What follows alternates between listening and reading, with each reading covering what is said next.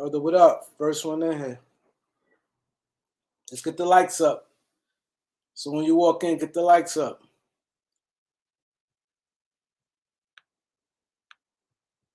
Octavius, what up? Mike, what up?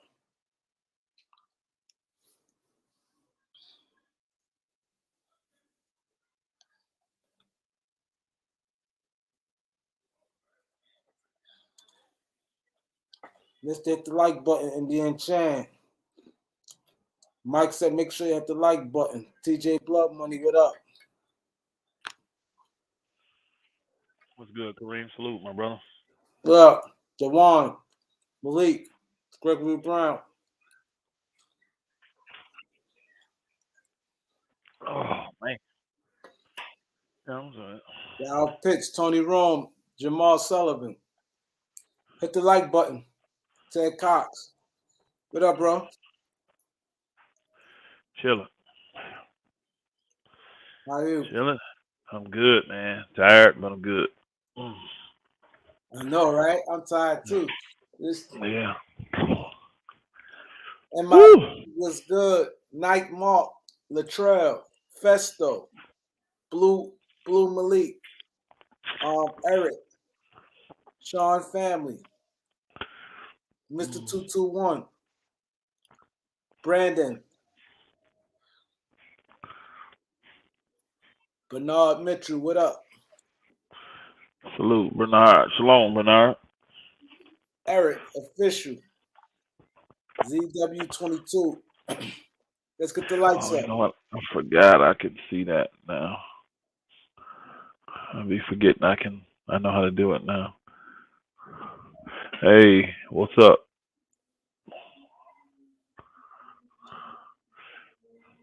Salute and shalom. Donnell. What's up, Jamar? Bless y'all, fam. Come on in, hit that like button. Come in, striking hard. Come on in, striking hard. Hit that like button. The cash out right there, Donnell. You see it? Strolling. Donnell, so what is your cash app? It's right there. KAREEMLOUALLEN. KAREEMLOUALLEN. You should put a little thing there, say cash app though. KAREEMLOUALLEN. You leave a message, he'll read it. You leave a message, he'll read it. Yeah, I'm gonna read your cash app. Tom Lou. Edgar, what up? Young City.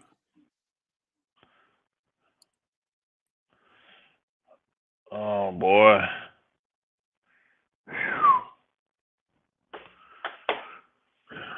It was a sticky one down here today. Someone said that Shalom, Jermaine. The other Jeremy. Day, you said what? Other day on when we was up here, they said that we helping out the off season so much. Oh yeah. Like keeping this stuff going. Yeah, it's not easy. No. Salute, shalom, my brother. Jeremy, bless you. Young City, salute. Yes. Ready for Lakers to trade for Kyrie. Salute. George, what up?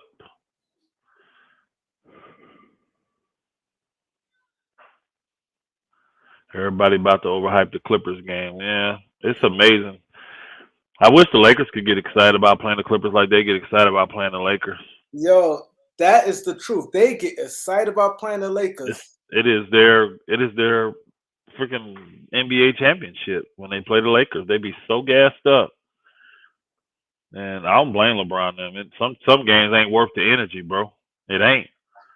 You know? Boogers be ready to run through walls to beat the Lakers, bro. But again, that's their claim to fame. All you stripper fans. October 20th. That's the start of the regular season. Right? That's the second game. Yeah, we play Golden State first, then the Clippers.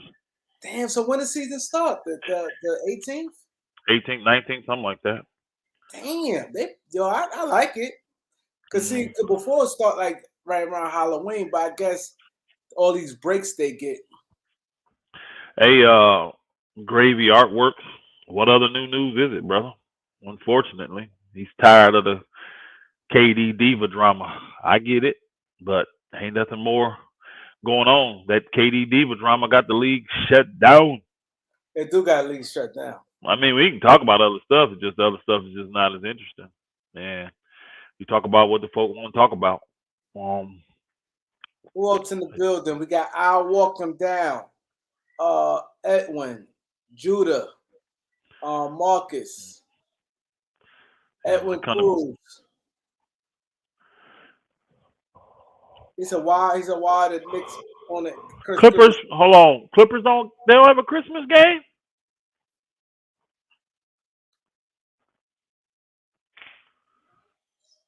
They don't have a Clippers aren't playing on Christmas? Wow. The Cash App ain't come through yet, MIB. Wow. He said check the Cash App. It ain't come through yet. Wow. I'm tripping. The Clippers don't have a Christmas game. Oh, we got a new subscriber. David Green is in the building. Hey, salute. David Green. Salute, David Green. Appreciate you, brother. Everybody hit that Cash App. I mean, everybody hit that. You hit the Cash App too. We'll read your questions on there or your comments. But also hit that like button, y'all. Again, I'm telling y'all, it's hard getting notifications. Even though I done clicked on the notification bell, I done did all that stuff. Man, if you ain't hitting that like button enough, them notifications don't go out. If I ain't checking everybody's pages all day, I don't know what we got going on. I be getting notifications hours late, y'all. Hours late. Hitting that like button is very, very important. So hit that like button. Show your support. Appreciate you. And when it come through, I'm definitely gonna read your question. Soon when it come through, yes. Hey, Dante, yes. The answer to your question is yes. We've been doing that for a few weeks now. They put it out there about the Lakers having a soft date of when they're gonna make a move. What are we, a month away from training camp? I kept looking online trying to find the exact date of training camp. You know, I could not find it for some reason. Do you know the exact date when training camp starts? Nah. I could not find it. Darnell and MIB. I see y'all said y'all sent the Cash App, and I'm checking it. It's nothing came through yet. They both just came. I appreciate the Cash App. Darnell said waiting for Kyrie. Appreciate that. Darnell. Wow. The Clippers hot. The Clippers is hot. MIB, appreciate it. The Christmas 2022 schedule, y'all, is the Bucks at the Celtics, the Sixers at the Knicks, the Suns at the Nuggets, the Lakers at the Mavericks, and the Lakers are at home on Christmas? What? The Lakers at the Mavs and the Grizzlies at the Warriors. That is crazy, bro. That is crazy. I bet Miami mad too. I bet Miami mad they don't have a Christmas game. I'm gonna read the Cash App. Marcus MIB. He said, "For why is NFL more popular within the USA over the NBA?" MIB said, "Why is more popular than the NBA football in the US?" Been around much longer. They've advertised it and pushed it properly from the beginning, pushing the corporation, the shield, and not individuals.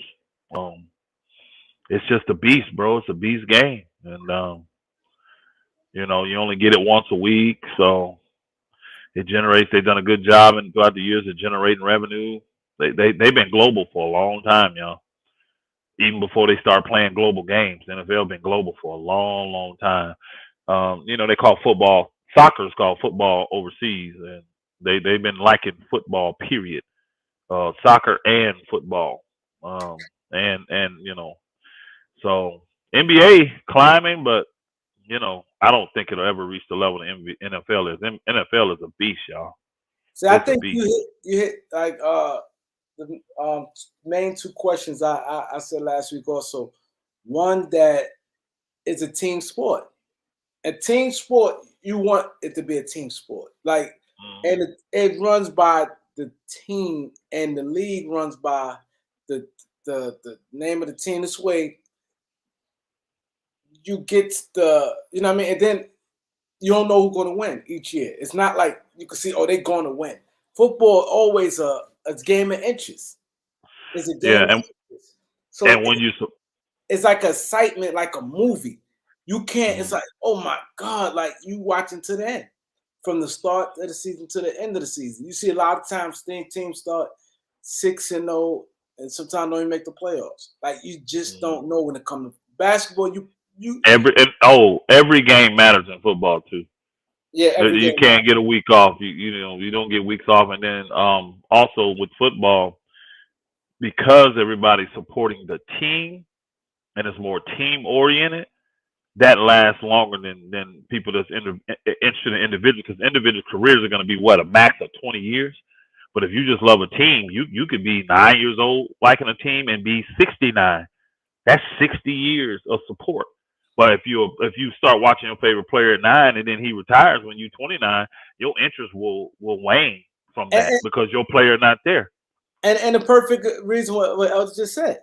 Like for instance, you have Laker fans, and then you got LeBron fans. You got people who Hmm. just like LeBron, they just root for just LeBron. So the minute LeBron leaves, you got a big chunk of fans that's now they maybe have to attach on to another team, or it's just going to be where a team, you got a whole, like a team like the 49ers. Let's say this is a 49ers channel. You got nothing but 49ers fan. You don't have so if Elder don't like Jimmy Garoppolo, he just don't like him. People gonna agree with him, people might not agree, but it's not gonna be no hate towards no Elder. But if Elder just don't like LeBron James, is a problem. See, that's the Hmm. difference, and that's why NFL. That's the difference right there. You have a Yeah. team, like he said, you could be 9 years old and like the 49ers. And you could grow up liking the 49ers till you 79. You see what I'm saying? But with the when you like an individual, that's a whole fan base of people who's gonna disappear when that happens. So that's why the NFL is very, very popular. It's very Hmm. popular. Yep. They get generational fans when the fandom gets passed down. I'm a Steeler fan because my mother was a Steeler fan, y'all.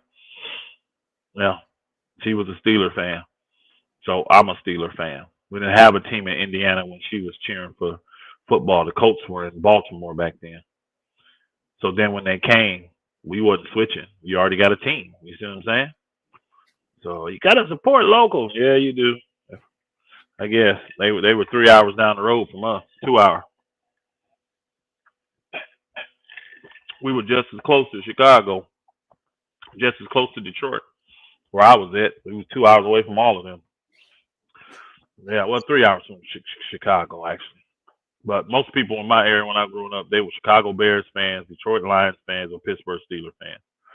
And there really wasn't many Detroit Lions fans. They didn't have nothing to cheer about back then. Yeah, I agree with you, Edwin Cruz. Unfortunately, you're a Cowgirls fan. I get it. Who knows on KD right now? Who knows? It's gonna get ugly, y'all. Put your seatbelts on. Put your seatbelts on. It's gonna get ugly, like a pair of masterpiece Snickers. Mass P wouldn't like that. He'd be all right. Make a better shoe, bro. And we won't talk about it. That's cool. They were ugly. That's why they didn't last long. It's all good. He paid. He ain't care. You know what I'm saying? Chill out on my lines, Elder. We building. Yeah, y'all been building for a long time, Banks. I've been building for a long time, bro. And then old boy get away from y'all and wins the Super Bowl. That's I know, crazy. right? That's A crazy. Georgia boy got away from y'all and he finally gonna win the Super Bowl. Man, I'm telling you. Some organizations, man, just I enjoyed my days working at the I used to work in college, y'all. I used to work at the Palace, and my college had a little contract, you know how you get the college students to come and do certain things. And So we worked at the Palace, and back then the Lions played at the Superdome. It was way in Pontiac, Michigan, y'all. That was a haul. That was a drive. But I worked at both of them, man. It was cool. It was cool. Yeah. Hey, main thing I like, got in the game free. Wasn't paying to get in the game, and you were right there, right there. Did you get to see you familiar with Trevor Lane, right? Laker Nation, right? Yes. Did you see when he had the YouTuber, the guy Dan on there? I saw some of. I didn't watch the whole thing, but yes, Yeah, you saw some of I that's did see why some of it. yo, but that's why I said noise. This is what I always tell people, and you guys is very, very important. You guys, that's why I always appreciate you guys, man. Elder always show you guys a lot of appreciation because one thing about you guys, man, and it's a power. You know what I mean? You have to use it. Hmm. A lot of you guys probably don't know, but I always I tag Laker Nation on I add him on a lot, just about every video. I add him because like I said, he has he's don't work for the Lakers, but he has like a huge platform and he worked like he got like a kind of like a bridge to the Lakers. He gets like a card to Hmm. a VIP card, the Vegas Summer Leagues and things like that, It's and called credentials. credential card. And I enjoy his show. I disagree with some stuff he got, but I enjoy his show. But a lot of times, I I speaks on him, and Randy, at him one time and told him, and I know he watched because he said, I see your show because I add him a lot of times. But Hmm. like with me, Elden, and Tiki, we always say like about showing love and bringing people and different things like that. He happened to show, and Dan was shocked, but Dan don't realize people don't realize where it came from. You know, Hmm. it came through me really because, like I said, I've done a lot, and I spoke on his name a lot of times, and he responded to me, and I was like, "Yo, it's good to with Ticket, we shout people out, of channels, different things like that. It helps." So that's why I said the power of a tongue. That's why Hmm. Elder is he the elder states of his community and different things like that. That tongue, your voice is very powerful, and it got him up there because he didn't never said anything, and I guess he saw Randy's like, yo, brought it with him, and me, I'm a little more. Dan, it was a little easy, I think, him to transition Dan up there than so me, Dan is No, no, no, not really. Just they chose him. He probably got a little bigger platform and a little more popular. But I was on there today, and people in the chat room was promoting this. It was like, hey, don't miss the Kareem report tonight at 8 o'clock. I saw it in there by several different people, not just the same person. So it's a link there. You know what I'm saying? And at the end of the day, it is what it is. Because of the advantages that they get, they are restricted on the certain things they can do and say. I like being free. I'd rather deal with smaller numbers and be free to say what I want to say than somebody on my back saying, well, hey, don't bring this up. Don't speak on this. Why? You know what I mean? That's what the people want to know about. You know what I'm saying? And they want an understanding of why things are going down. But I get it because if you're being supported and you're being funded by the Lakers and they're doing the things they're doing, it's your job. It's a full time job for him. That's a full time job for him. That's not. He don't do nothing else but Laker Nation. He got other little stuff connected to it, podcast, all that stuff. But that's his job, bro. So I salute the brother, and I like what they do. I support their videos, and you know, I like what they're doing over there. They're keeping us informed. You can tell that the knowledge is it's I don't say it's limited. You know what I mean? It's limited from the perspective, I should say. I don't know the best way to kind of say that. They don't understand a lot of things about the business of basketball. They understand some stuff, but they don't understand a lot of things that are going on from the business of basketball. So, and in turn, that kind of allows you to stay a fan too.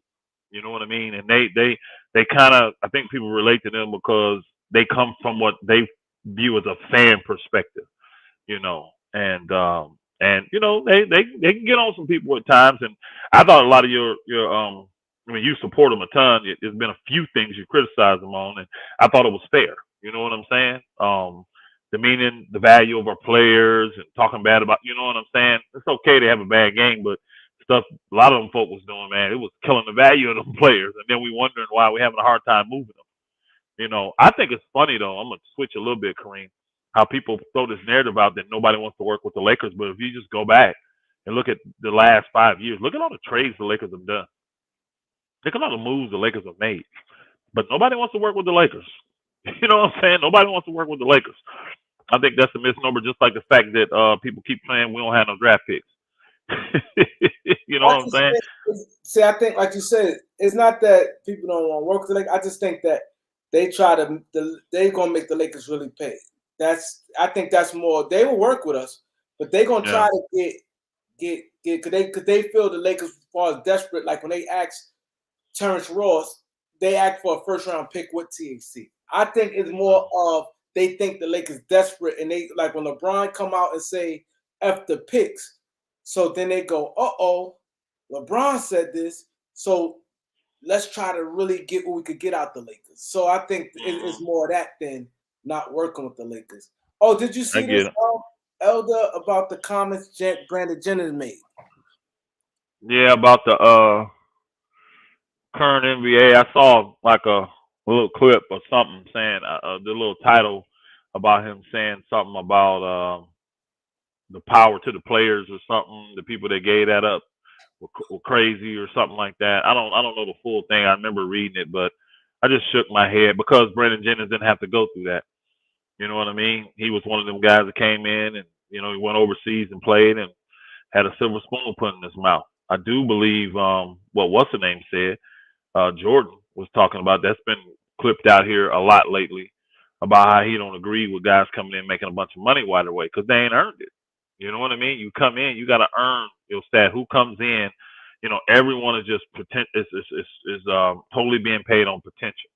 And most of these guys, when you look at the totality of it, y'all, when you look at 31st round picks, because all the first round picks are guaranteed money, y'all. That's 4 years of guaranteed money if you're a first round pick, right? Why you think a lot of these teams don't value the first round picks no more? They don't want to be obligated to these guys for 4 years. They'd rather have a second round pick who, if he's good, in 2 years we can renegotiate with him or stretch him out to 3. But they don't want to be obligated to a lot of these guys because more guys miss in the first round than guys make it. I promise you that. More guys miss. And these teams see that. So that's why the value of a first round pick, especially for a really good team, that guy's not playing for me anyways. You understand what I'm saying? Now, I may be able to build up my system, but the problem is they're finding guys in the second round. They're finding guys that are undrafted free agents that give just as much production. You see what I'm saying? They give just as much production. I mean, look at our last MVPs, bro. It ain't no guarantee that the top 5 or top 10 guys gonna be an MVP. Giannis was picked 15th, y'all. He wasn't even lottery. Jokic was picked in the second round, y'all. And the crazy part about Giannis, they said if he didn't go, I watched this document, if he didn't go 15th, he probably could have went over the second round. Yeah. His joint was like the Bucks at the because it was I think the Sixers was on the fence before the Bucks. There was a couple teams before the Bucks that was on the fence about him. It was like he had like 3 teams.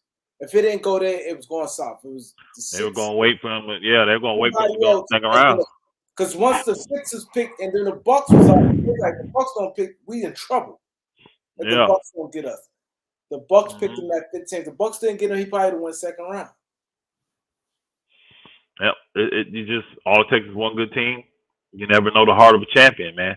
It's amazing to me how these teams do all of these psychological backgrounds on the players and put them through all these things. And at the end of the day, they're gonna be what they're gonna be. You know what I mean? If they're gonna be a knucklehead, they still gonna go out there and be a knucklehead. And the sad thing is, you see stuff in there, and you may let it sway you or not, and then them the ones that you always hear the sad story behind the scenes. Well, you didn't do this because of this, because one little stupid thing. He got in trouble when he was 17. You know what I mean? Did something stupid, and you passed on it, and the booger is matured. That situation actually matured him, and he never has an issue in the league. And next thing you know, the book is a perennial all-star. And you sitting there looking at yourself because the guy you got flamed out in 6 years. You know, he jumped around as a journeyman. Another cash app from Darnell. That's the second cash app for the day. Darnell, appreciate you, bro. Second cash app for the day. Appreciate. Salute, brother. He didn't say nothing. He just sent the cash app and said love. All love. Tribe, he said that he would love Colin Sexton. I'm never liking guys like that. He's small, he don't play D. All he can do is score. He's not a true he's not a facilitator, he's not a playmaker for others. He can score, don't get me wrong, he's a dog offensively, but you know, he's just too little, and his mindset, the way he plays, you don't win with guys like that if they're your main players. So he's not in the mode of Kyrie. He's not in the mode of Dwayne Wade, and he's not in that mode, in my personal opinion. You know, he's not. So I don't see him as a valued person on the Lakers. I don't see him fit. Honestly, he would just be a younger Schroeder to me. You know what I'm saying? And those guys can easily be exposed. You know, I like Colin Sexton as an individual, but you know, and as a basketball player, I have nothing against him. I just don't think he's a good fit for what the Lakers are doing, and I don't think he's a good fit for anybody that's trying to win a championship. Now, unless you pay him less, put him in a six-man role, you know what I mean? Then, but I don't like him as a starter, and I'm not mad at Colin Sexton though for getting that starter money. Do what you got to do. If I'm him, if I'm Colin Sexton, I play this year out. I play on the qualifying offer. There's a lot of teams that loaded up. What, 20 teams are expected to have cap space next year, and as of right now. And even if that changes down to like 15, 14 teams, that's a lot of teams, bro. And you never know what can happen. And if a team got money and they see they need you and they think you that piece and they watch you play and they realize that you ain't hurt no more, you may get that bag, bro. Well, But I'm just saying I wouldn't sign that 3 year. What they offer him, a 3 year, $40 million. $40 million deal. I wouldn't sign that. I would just do it. I wouldn't do that. Like you said. You say if it go down to 15, if it go down to 8 teams. Now, let's say if it go to 8 teams as we look at it right now, because sometimes a lot of teams open up cap space as the year go on. You may got 2 or 3 teams like Detroit this year. Detroit didn't have all that cap space. They opened it up. So if it go down to 8 teams, it's worth doing it because you got to get back out on the court. You only play.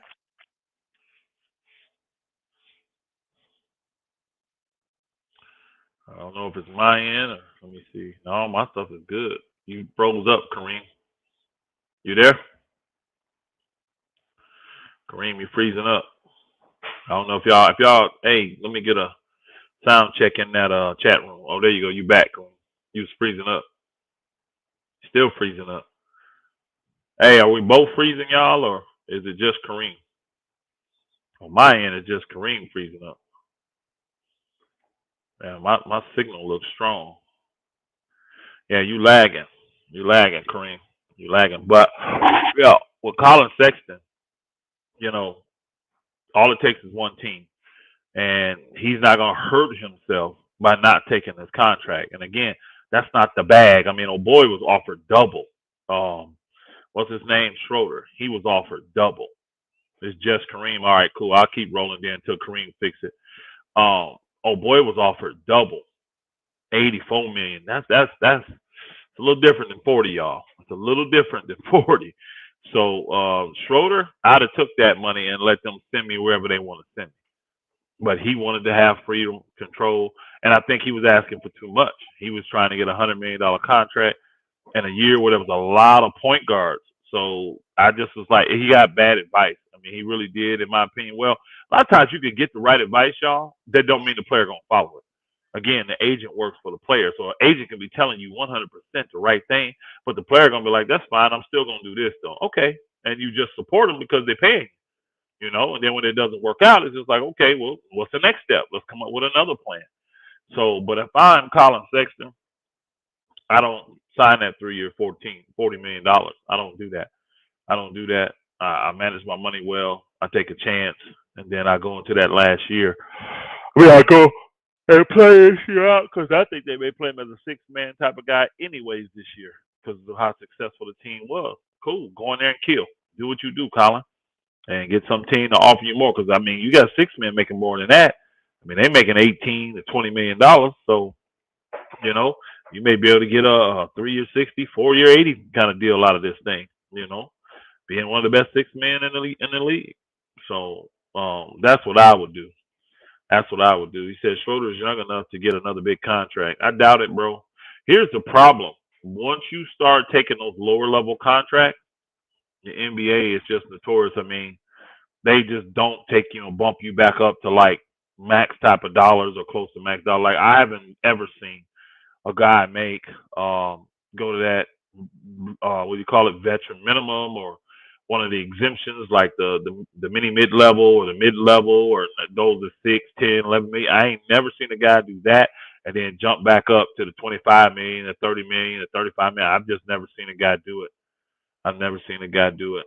Somebody said somebody the other day, but he jumped to like the $11 million range, which is just another one of those exemptions. That's the mid level exemption, is 11 million dollars this year. So that's what old boy what's his name, Monk, what Monk got. Now I think Monk's on a 2-year deal. Let's just say Monk ball out there because he's young enough. Say Monk just go berserk on that contract, then he may get some real money. And the good thing is that thing is a 2-year, not 3 or 4 years for Monk. You know what I mean? So, and I'm pretty sure if it's 2, it's an option for the second year. So if he balls out in Sacramento, man, and he just becomes like the 6th man of the year, or if they start him, which I don't see them doing, if they start him with something, he just ball out. Let's say he just ball out better than he did with the Lakers. There could be a team that'll come in and be like, hey, we'll give you 15, 3 for 45 or 4 for 60 type of thing, something like that. I don't see guys offering them 20 per year, 25. I just, if you ain't getting that max rookie extension, it don't look good for you. It don't look good.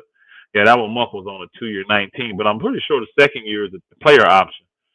So if he plays well and think he can make more money next year, he should opt out. If he doesn't play well and he's mediocre or bad, opt in and you got a guaranteed $10 million, $9, $10 million bucks. So that's the route we should go. So yeah, what we got in here said I think Lakers should have chose Monk over Nunn with getting the cash. Well, the first thing is that it had an option because Nunn had a player option, so he had the control over that.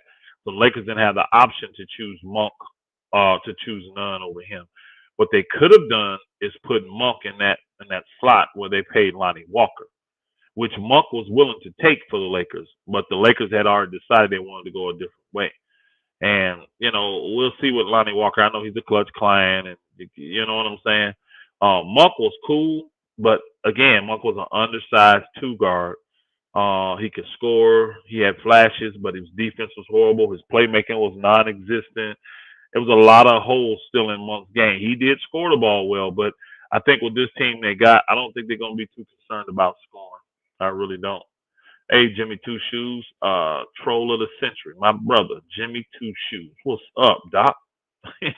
That book of no, he be trolling, man. My boy, Jimmy Two Shoes.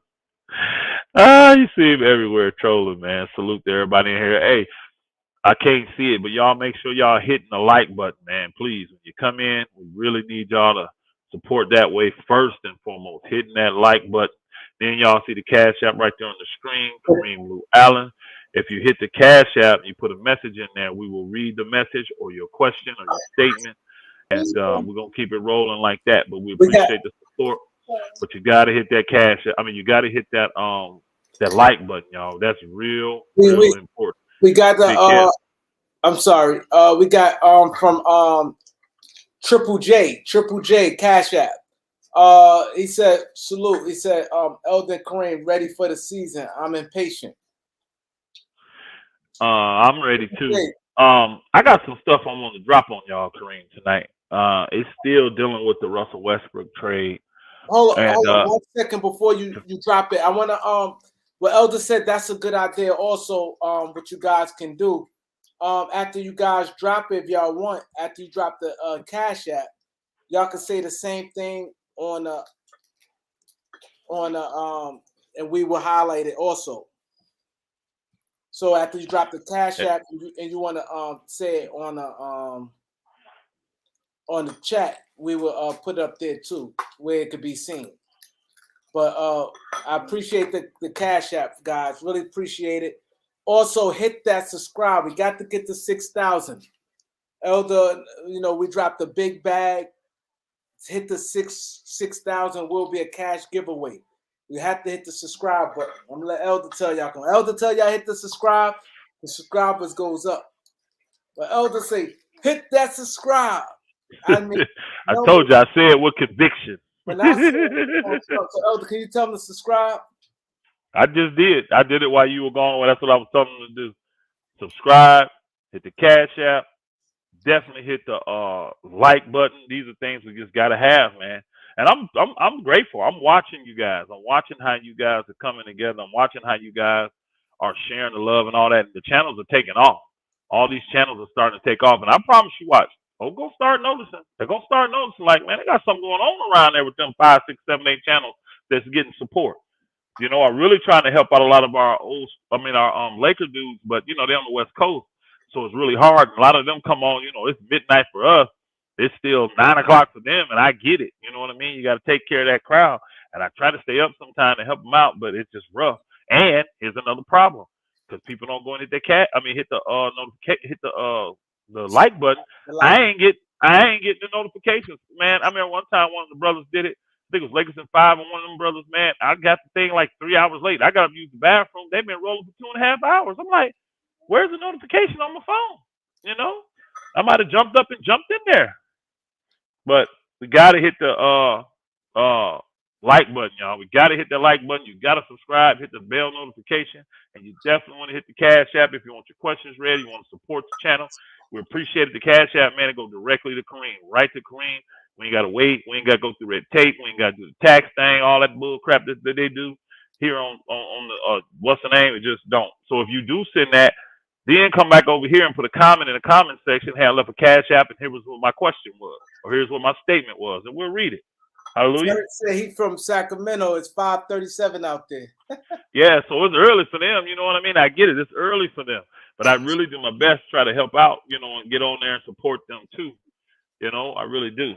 I try to do it. Now, can you see like where we at? How many people's in here, and how many likes we got? Can you see all of that? Kareem? I'm gonna look right now. How many we got? I'm about to drop something on y'all. Some of y'all not gonna like me. Some of y'all not gonna like me after today. We're gonna build this up, but I'm gonna ask for a certain amount of people for El to drop that. I'm about to drop it. Hey, shalom, my brother. Thank you, Yeshua. Shalom. Bless you, brother. Shalom. We got 155 likes. When we get to 200 likes, Elder gonna drop the bomb. How many people in here? How many people we got? We got 274 people. Yeah, we got to get 200 likes, y'all. Yeah, we got to get on top of that. We got to get 200 likes, man. Come on, y'all. I'm not understanding why we come in and don't hit that like button. That should be the first thing you do before you greet anybody. Before you even type in the chat, you should hit the like button. It's easy and it's free. The free 99. Free 99. Hit the like button, because I'm gonna drop some on y'all, and I'm sure some of the faithful not gonna like what I'm gonna say. you may like it, but it's not a, what they call them, takes. It's not a hot take, in my opinion. But what I've done, y'all, is I've had time to process. I've had time to sit back and think about it and process it, and certain things just make more sense to me now. Certain things make more sense to me now. So I'm going to share some of that, Now, you notice my man Ticket been over there going off. He been cooking the crap out of them boogers, man, lately, man. I've been rolling, coming back later, listen to them show. Because, again, all that stuff we've been saying coming true. And I was telling everybody that I just was not 100% sold on the Kyrie thing. I just wasn't I just wasn't, because his talent level was so high that somebody could come in and sneak, offer a little bit more than the Lakers and sneak him and take the chance at winning the championship. He has the type of talent that can put your team over the top. He just does, So now that information that came out that Miami got an offer on the table and all that, but I had to even come back after that and break down how non-attractive that Miami offer is. I mean, a lot of people jumped on it and was like, "Man, Miami, Miami, Miami, Miami, Miami, Miami." Hold on 1 second. I didn't mean to cut you off. This is what you want to talk about, or you want to wait till you get? No. I'm recapping this because people Oh, seen okay. this the last couple of days. Yeah, but everybody was going in on the Miami. That's a great deal. Oh, it's way better than the Lakers, blah, blah, blah. But the problem is you got to understand what the team wants. You got to understand what works for the team. And when you look at that Miami deal, to me, the most attractive person in that deal would be Matt Strus. And people say, "Are you crazy? It's got Tyler Hero. It's got what's his name? Kyle Lowry, blah blah blah." Kyle Lowry's washed, man. I'm sorry, and I hate saying that about players. Now I understand he had some kind of personal issue or something going on that caused him to be away from the team. Maybe he'll come back and prove me wrong next year. But from what I'm seeing from Kyle Lowry, I mean, he's what, 36 too? Y'all don't forget, Kyle Lowry's 36 years old. I don't want Kyle Lowry, not for 1 year, but he got 2 years left on his deal, y'all. So he had to play this year and next year. That's $60 million. You tell me you want Kyle Lowry for $60 million guaranteed over Russell Westbrook falling off? And you could get a buyout and it may be less than $47 million that you got to pay him? No, so the Kyle Lowry is not an advantage. You know, not only that, Westbrook is much more. He's gonna give you much more production than the Kyle Lowry. He would. The problem with Westbrook is though he's not a traditional point guard, so he don't run the show like that. So if your team ain't gonna just put it all in Westbrook's hand and let him run. I'm on the thing. Go upstairs. Let him run the show the way he's doing it. It don't fit. So I'm not gonna lie and say that Westbrook's a better fit for them. I can't say that, but Westbrook is a better player overall, and his contract is in a better situation. And you know you're gonna get 82 games. If they say they want to just play Westbrook, a lot of people keep thinking, "Oh, they're gonna send Westbrook home." Wow, Westbrook is not no problem in the locker room. And if your team is on transition anyway, it makes sense to play him because that's an extra body. That's the fans. The problem with playing Westbrook with young guys is that he'll energize them boogers and may lead them to the playoffs, and that's not what those teams want. You put him on the Pacers, he may mess around to make the playoffs with them dudes, bro. Westbrook will make the playoffs. They don't want that. They want them high draft picks, especially with this superstar guy coming out in next year's draft. You know, everybody wants to be in that draft. So, but the thing is, I was breaking down that Miami trade for Kyrie. I was telling them that Kyle Lowry is not an advantage over Russ. And then when you go to Tyler Hero, now the talent is there. I mean, he put up 21 points a game. I can't deny that. But the problem is Tyler Hero is one-dimensional. All he does is score. That's it. He don't create for nobody else. He can create his own shot, but all he does is score. He don't play no defense. They're gonna put Tyler Hero in the deal for Kyrie. I don't think that. I think hold on. I think they would, Kareem, because Tyler Hero's camp is barking at Miami. And one thing Pat Riley don't like, he don't like to be pushed and forced and told what to do. I hear Tyler Hero's camp is barking at them saying, we need to be starters and we need to be getting starter money, because Tyler Hero don't want $6 million a year money. He wants starter money. He knows there's a big difference. But that's true on that, but you have to look at it like this. Now that goes, do Kyrie want to sign? See, in order for that to happen, they throwing Tyler Hero, that means Kyrie is totally locked in with Miami, that he was willing to do an extension. They're not. That don't mean that. No, it don't. No, it don't. Yeah. It does not mean that. I don't think they're going to do. I don't think Miami will put Tyler Hero in the deal if Kyrie is not committed. Here's the thing. Here's the thing. They already know they have to pay Tyler Hero. That's what I was trying to break down for you. And when you know, it's like boy that was up in Detroit that just went to Portland. When you know, just like boy, what's the name right now with the Pacers, Turner. They don't want to pay him. That's why they're trying to get rid of these dudes. So Tyler Hero's in that category with Miami, where they would rather get rid of him than try to pay him this close to or max money that he's trying to get as a starter. Because he knows if he gets into the starting lineup, he's still going to probably average between 18 and 20 points. But as a starter, that's going to garner him 25, 30, if not more $1 million. They don't want to pay him that. They want to give him. Go ahead. Now go ahead. I said they want to give him $6 million. They want to give him $6 million a year money. They want to give him the same kind of money that they gave Clarkson and all them kind of dudes.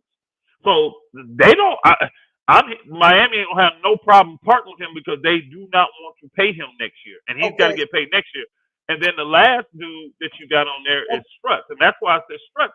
He's the best one in the thing to me because you're getting great production for no money, but you got to pay him too. Okay. Struts is one of those. Hold on, Struts is one of those undrafted free agents. So his 2 years is up. You got to pay him after 2 years, like they had to do with Caruso. So that deal is not as attractive as people think it looks. I don't see it. Me personally, I don't think they will do that for Kyrie. Okay, you got Tyler Hero. He been your rookie. He been with your organization. You gonna want some compensation for him. You getting Kyrie for 1 year, and you ain't now. They would trade him for draft picks or something, but Brooklyn ain't give up no draft picks for no on that deal. That deal that they proposed, I don't see that deal happening. I don't know if you read it, but the deal they proposed, and again, you got to make the money work too, and that makes the money work. With the big contract is with old boy. The other two guys ain't making no. Duncan Robinson ain't the deal. It's Kyle Lowry. Yeah, Kyle That's Lowry. the big money. Kyle Lowry, and then Tyler Hero and Struts. They're not making big money. It'll be just enough to do the deal, and then they still talking about throwing a first and a second to get Kyrie. Again, let's say this. Let's just say they do it, right? Let's just say that hypothetically they do it, and Kyrie comes. Don't forget they got Victor Oladipo. You start playing these dudes, and Miami wins the championship. You telling me that wasn't worth it?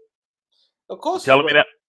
That's the chance that I think a team like Miami, a team like Dallas, a team like Denver, a team like the Clippers. I told you it's like 5 or 6 teams. It's teams that can Toronto. There's teams that can take that chance, and his talent level is high enough to put you over the top. It's high enough. So, but I wanted to break down for a lot of folks because I hadn't got a chance to get back in and talk about it since I said that last week, and we ticking them. I know they ran with it, and he been cooking boogers all weekend.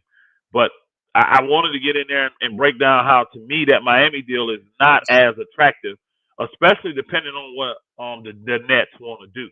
Because if the Nets are tanking, it really ain't attractive. It really, really ain't attractive. Now, if they're trying to stay relevant for this year, it could be more attractive because those 3 players definitely give you a better opportunity to win. Excuse me. Right now, they're not going to win a chip, but they can compete for the playoffs, especially if you get a haul too for Kevin Durant. I mean, you think about it, Boston come up and they get Boston to step up, and you add them guys from Boston with these guys and the guys they already got. That's a good little team. That's a good team full of young guys that want to compete and get paid. Because you got the majority of those guys. If you got Jaylen Brown, Tyler Hero, all these cats still need to get paid. So you're going to get your max production out of them dudes. So, but the thing I wanted to, hey, where we at with the likes? Kareem, where you at, bro? Where we at with the likes? Are we over 200 likes?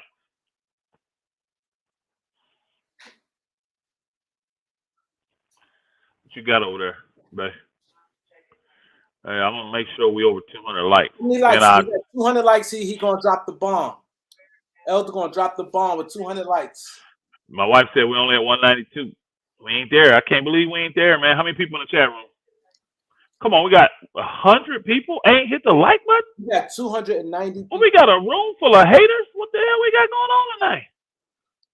What Kareem do to y'all, man? No, Kareem. Oh, okay. Somebody said we had 201.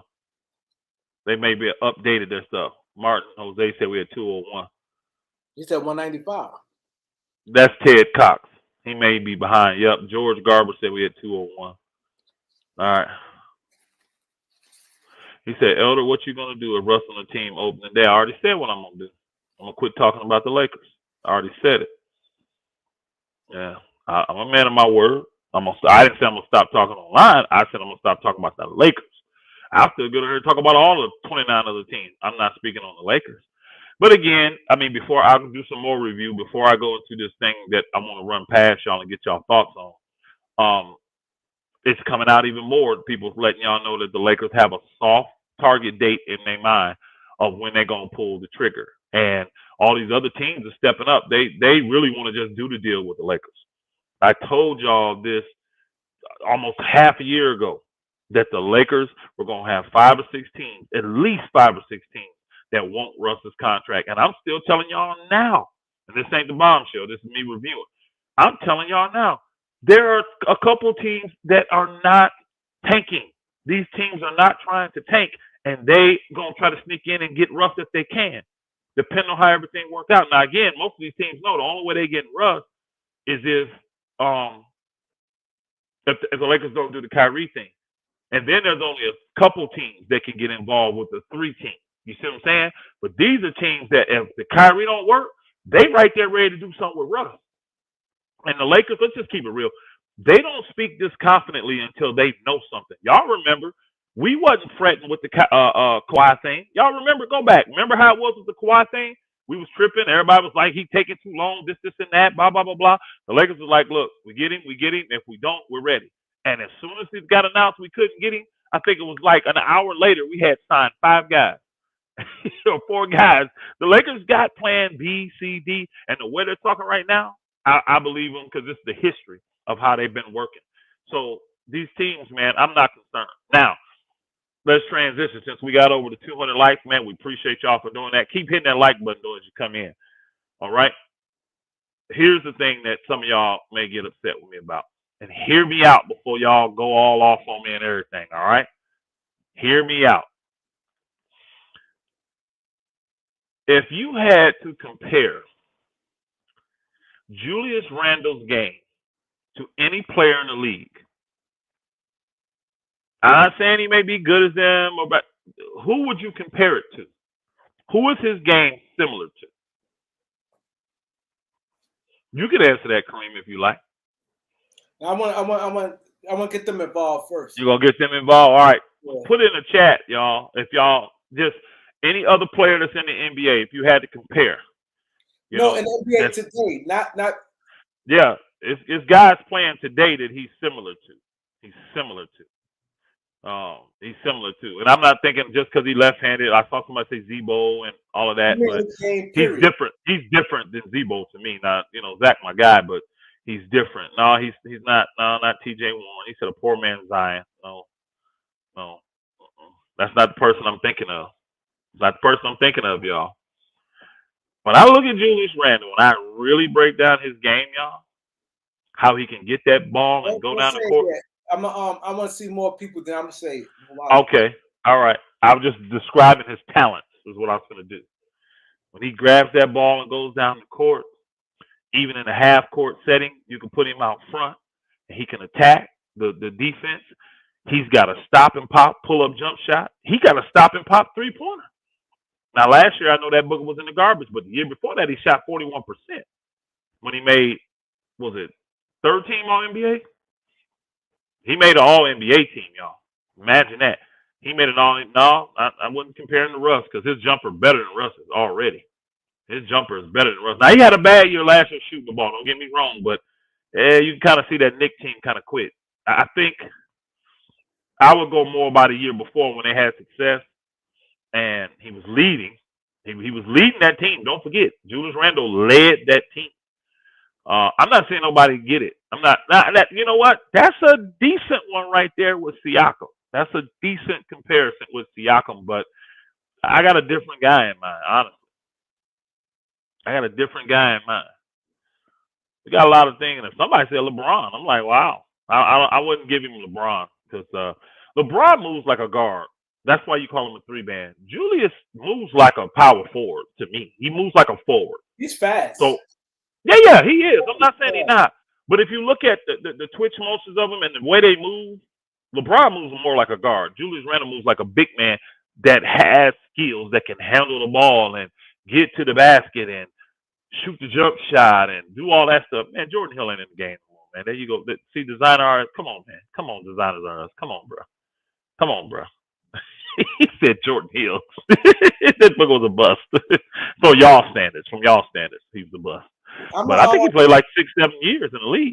I'm gonna say he kind of remind me of Draymond Green, just more athletic.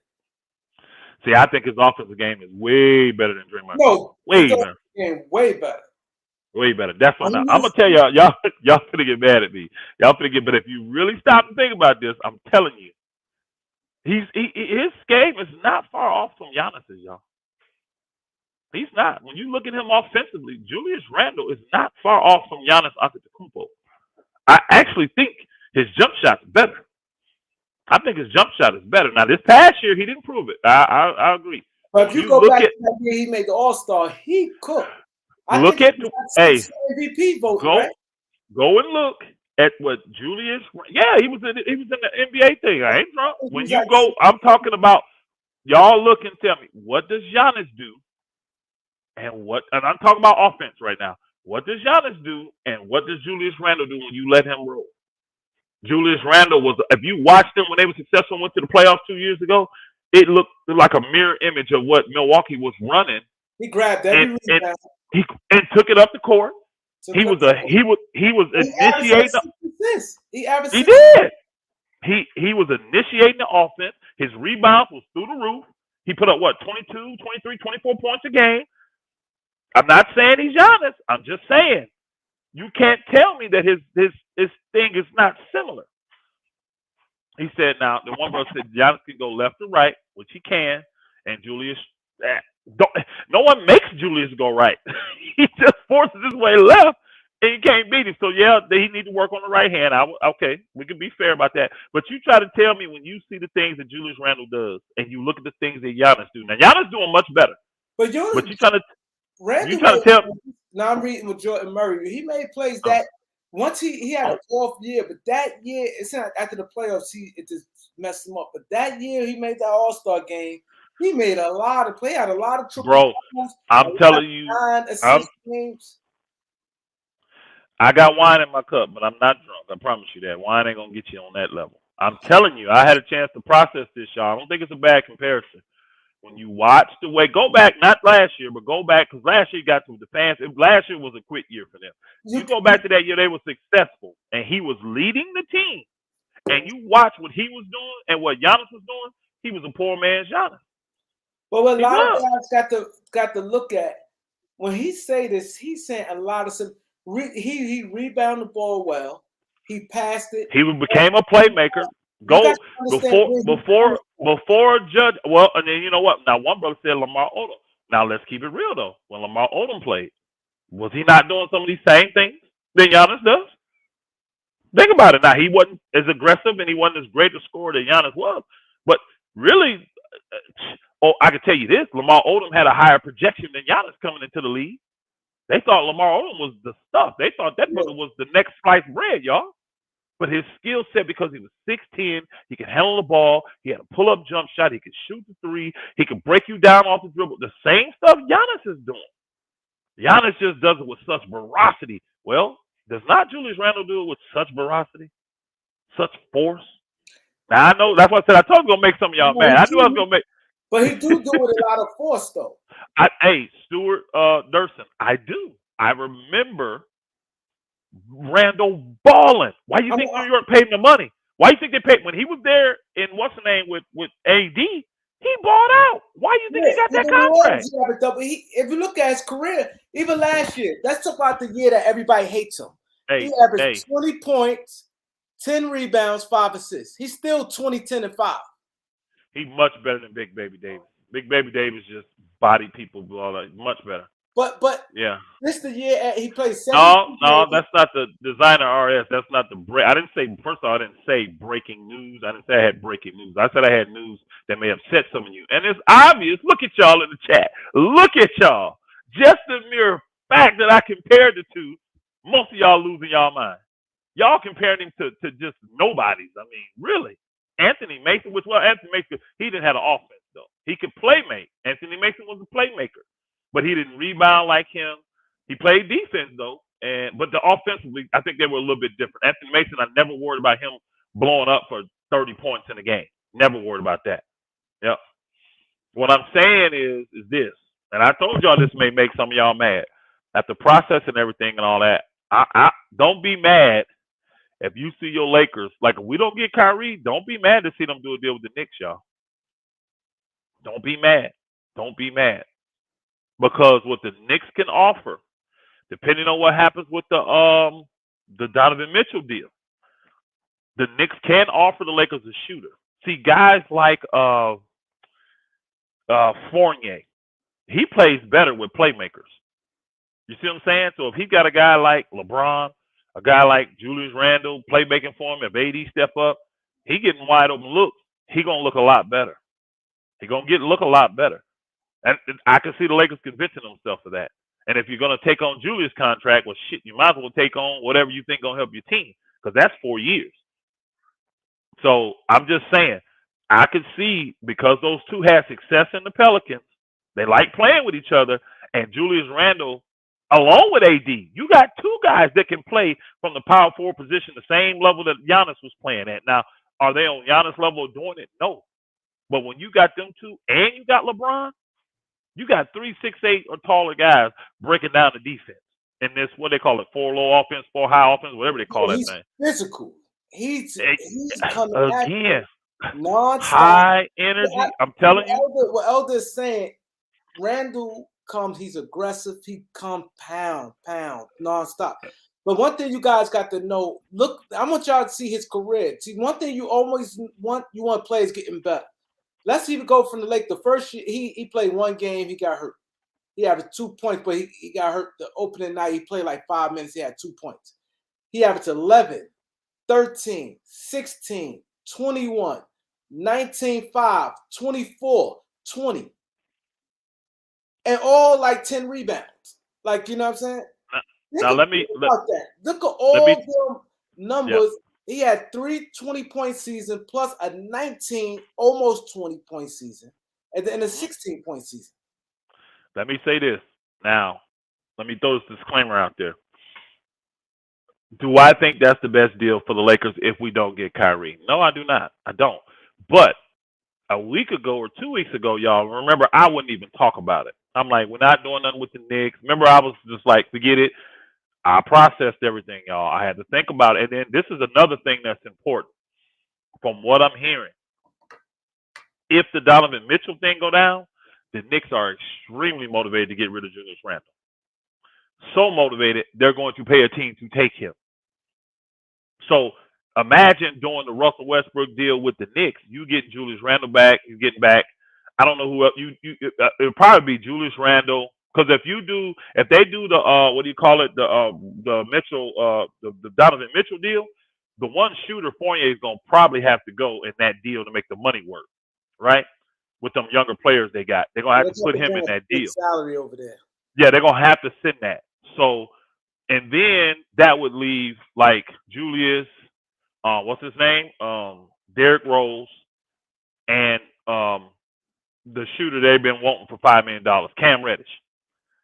So you telling me if you could get Julius Randle, Derrick Rose, and Cam Reddish, and they give you a first round?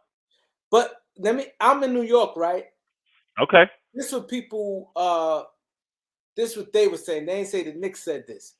They were saying that if the Knicks get Donovan Mitchell, they said they believe the Knicks will be willing to give up 2 first rounds for them, because they looking at the free agency that the Knicks. They said the Knicks, if they move Randle and Fournier and them guys, they would have money to get another free agent to pair with Donovan Mitchell and Brunson.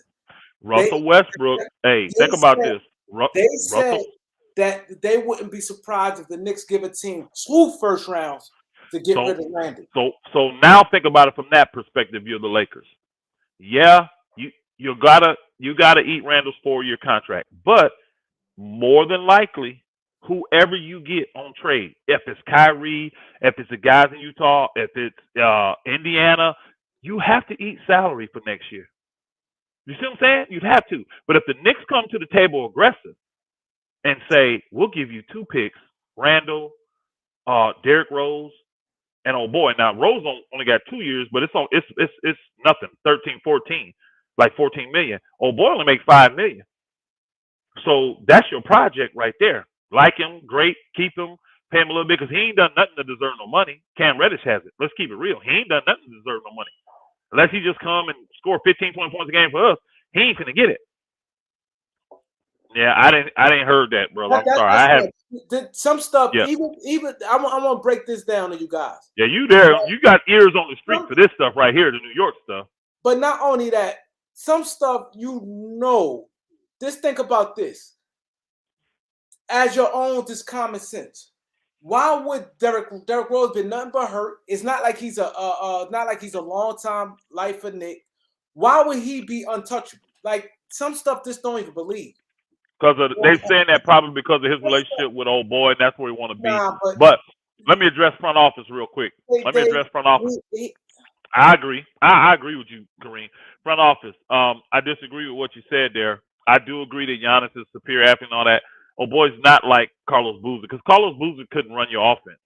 If you go back and look, Carlos Boozer could shoot a little bit and all that, and he was a little, but he don't have the same high level of energy that old boy has. He don't rebound on the same level as him. He wasn't athletic. He wasn't as athletic as him, and he don't run the offense. When you go back and watch what old boy was doing, they were running the offense through him. If he got a rebound, he could bring it all the way up. Even in the half court, they'd be putting him there, breaking down the defense. You may not like the dude as a player. I'm just saying, y'all. I'm just saying. Now you got Darvin Ham, who looks at a player like Julius Randle, sees some similarities that not saying he's Giannis, but he sees similarities. Like, oh, I can do this with him and him. And I got AD, and I got LeBron. And if they flip that thing and say, look, we'll give you 2 picks to take Julius Randle's contract off our hands. Because what y'all don't understand, these owners, Julius Randle has 4 years left on his contract, y'all. That thing's $20 million, $110 million. It's three now. No, it's 4 this year and 3 more. I just looked at it today. Yeah, I put it in the trade machine. He got 4 years left. So you take that, right? Like that sign, Robert Upshaw. Quiet. The Trevor Lane in here doing the crazy stuff. The other Trevor Lane. You take that, right, and get another guard that can create on his own, that can score. Then you get a 3-man in Cam that you can develop, and 2 first-round picks.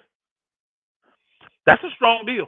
That's a strong deal. And if the Lakers are committed, and here's the thing, they'll probably go to AD and say, AD, is this the dude you want to play with? If AD say, yeah, I love playing with you, just bring him on, they're going to do it. Now, will that make LeBron happy? No, because there's no way you get, because you're not going to have, the only way you get Kyrie is if LeBron just doesn't sign and do what Harden did and let him sign Kyrie, and then he takes what's left. That's the only way that happens. If they take those guys' contracts back. You see what I'm saying? If they take those contracts back. He's 27. Yeah. He's 27. You know what? Hey, you know what? I do. Ruggs, 89. I actually do. And remember, this is why I'm coming back, kind of humbling myself, because remember, I was shooting y'all down like I wouldn't even listen to this. You might have said this, brother. You might have said this. The offer was Rose, Randall, and cash. No picks, no swaps. Now that's not as attractive. Well, first off, that don't work, my brother. Rose and Randall don't work. They don't make enough money together. You got to throw another. That's be like $6-7 million away. Why would the Lakers do that? Rose, yeah, and Cash is cool, but the Lakers want them picks. They will want them picks, bro. They will want them picks to eat. Don't get the Lakers at all. Rose, but think about this. Think about this. They get rid of Randall's contract. They will get rid of Fournier's contract, which is going to Utah, and they get rid of Derrick Rose's contract, which is 2 years left. All the old money is gone. So now they got money to re-sign Barrett, to pay old boy, and with Russ's 47 falling off, they got a full max slot left right there next year. They got a full max slot. That's why the guy on the New York said that they will give up 2 picks. That's now the Ruggs will give up 2 picks. The Utah, I don't think they saying that it's no traction. I don't think it's dead, because I think Ainge will come down off his offer a little bit. I really do. I think Danny Ainge will come down. It's Kareem on you. I thought you was froze for a minute. I think Danny Ainge will come down off that offer. That's going to be very awkward. Now, Danny Ainge is an awkward dude, so he be the type of guy that'll have you come to camp anyways like that. But that's gonna be really awkward knowing that they were shopping you like this, and then try to have you come in, and then you got to play with all these, these guys. That team is not good, y'all. That team's been gutted. That team is not good. You see what I'm saying? And you put him out there and tell him to go out there and try to win with that team. So, I think there's some optimism there still. Again, all the stuff they did, y'all, it don't take long because they've already been back and forth. They already know the parameters of what's going on. All it takes is saying, okay, well, I'll do this or I won't do this, and the deal can be done. So I don't think it's dead. I don't think it's dead. It may not be no traction right now, but I don't think it's dead. But boy, I mean, I really started processing that, Kareem, and I said, I got to think about this, man. That Knicks deal, the Lakers may be interested in that. 2 first-round picks. Hey, if they're talking about giving the Lakers picks, I know the Lakers interested. They're gonna have to give the Lakers picks. Think about this. Think about this. On that, without picks. Because again, if I'm the Lakers, I'm not interested. If you're not sweetening the deal for me to take Julius Randle, you're benefiting because I know what you want to do. You want that max slot the next year, so I'm benefiting you by having Russ and that full level max slot.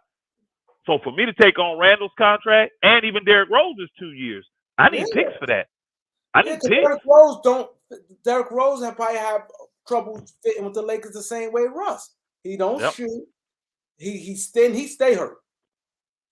He don't shoot well. He stay hurt, and he mostly go to the basket. So, like you said, they got to pay for Derrick Rose. There are several teams that really want that slot that Russ provides. I'm telling y'all, they want that slot. They do. Because again, this is another motivation for y'all. I'm gonna tell you right now. This is another angle. Y'all need to think about this. Have we not had for the last 5 years, 4 or 5 years, have we not had the last 5 years, 5 seasons? Have we not had at least one superstar be disgruntled and want to lead a team? You go all the way back to Kawhi, AD, James Harden, Ben Simmons, Kevin Durant. But it's been a disgruntled superstar, Kyrie Irving, every year for the last 5 years, y'all. And I probably could go back further. You probably go back further. You see what I'm saying? That's all of the list. Y'all see what I'm saying? So these teams see this and like, okay, who's the next disgruntled superstar? So if I got cap space and that Booker's disgruntled, I got room. And then that makes the trade so much easier because the team may not want to take back all that salary. If this guy's making 40, but you got 25 million, 35 million of cap space, you can say, well, we'll send you this one player that makes 20 that you like, and we'll eat the other 20 in the cap space. Then you get to keep your players. Man, I'm telling you, these teams ain't stupid, y'all, when it comes to their money. These guys ain't, these women and guys, they're not billionaires for nothing. They're not billionaires for nothing. I'm telling you. That's why I told y'all last year. I don't care what these people telling y'all. There's going to be many, many teams that's going to be interested in Russell Westbrook. The problem was all y'all kept looking at was on the court. And what you don't understand in business, you don't care about on the court.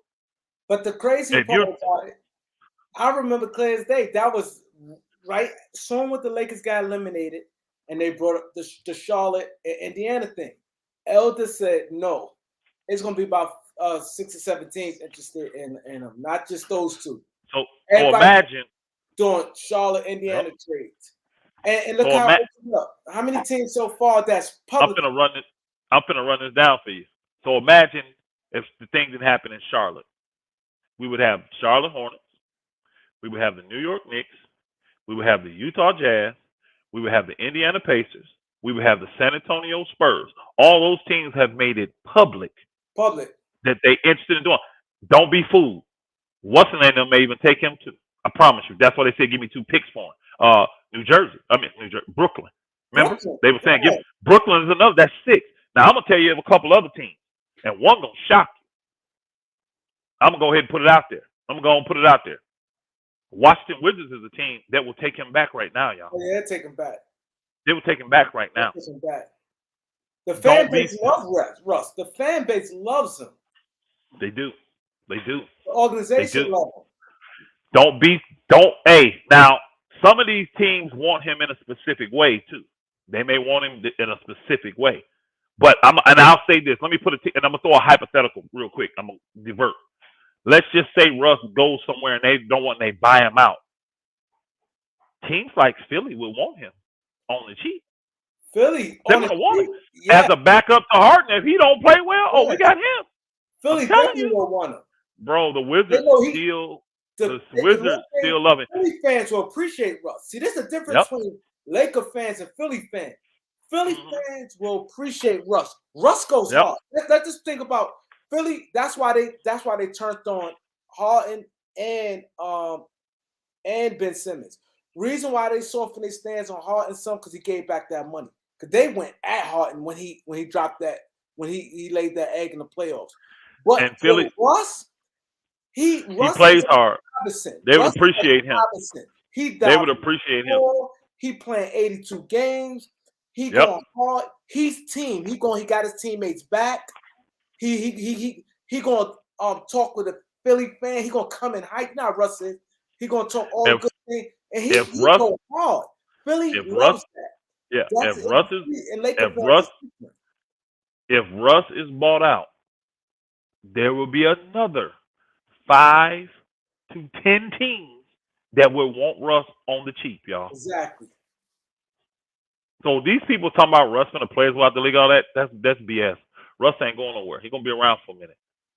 It just depends. Now there are teams that want him for that cap space, and there are teams that if he gets bought out, we're very interested. Because at that number, Russ ain't got no choice but to do what they say.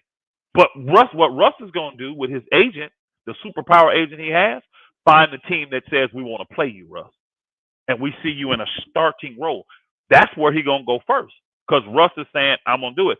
But again, when you go down to 2.5 million, Russ, it's going to be rough to go back up. I don't think it's possible, honestly. I don't see him playing for 2.5. I don't care how good he does. He could play. He could average a triple-double, 25, 12, and 12, right? Lead a team as a 6 seed. Not no play-in, as a 6 seed. Get to the second round. I still don't see a team giving Russ 20. Like, hey, we'll give you 25. For 3 years. I don't see it.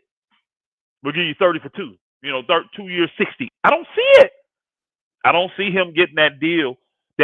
Honestly, the only way I see Russ getting that deal was what his old agent told him. If he could have stayed and turned it around with the Lakers and led them to the chip, helped get them to the championship, then somebody might have took a chance on him. But and the Charlotte thing hurt him because that was the one team that I knew for sure was a possibility of giving him that kind of contract. And what Charlotte got going on now, they in shambles with this situation with old boy. He got them totally jacked up. Because now they need to find someone to replace him. They got to get somebody to replace him now. So they're in the market too. Because think about it, he just gonna follow the books, y'all. Whatever he was making, you ain't got to pay now, breach of contract.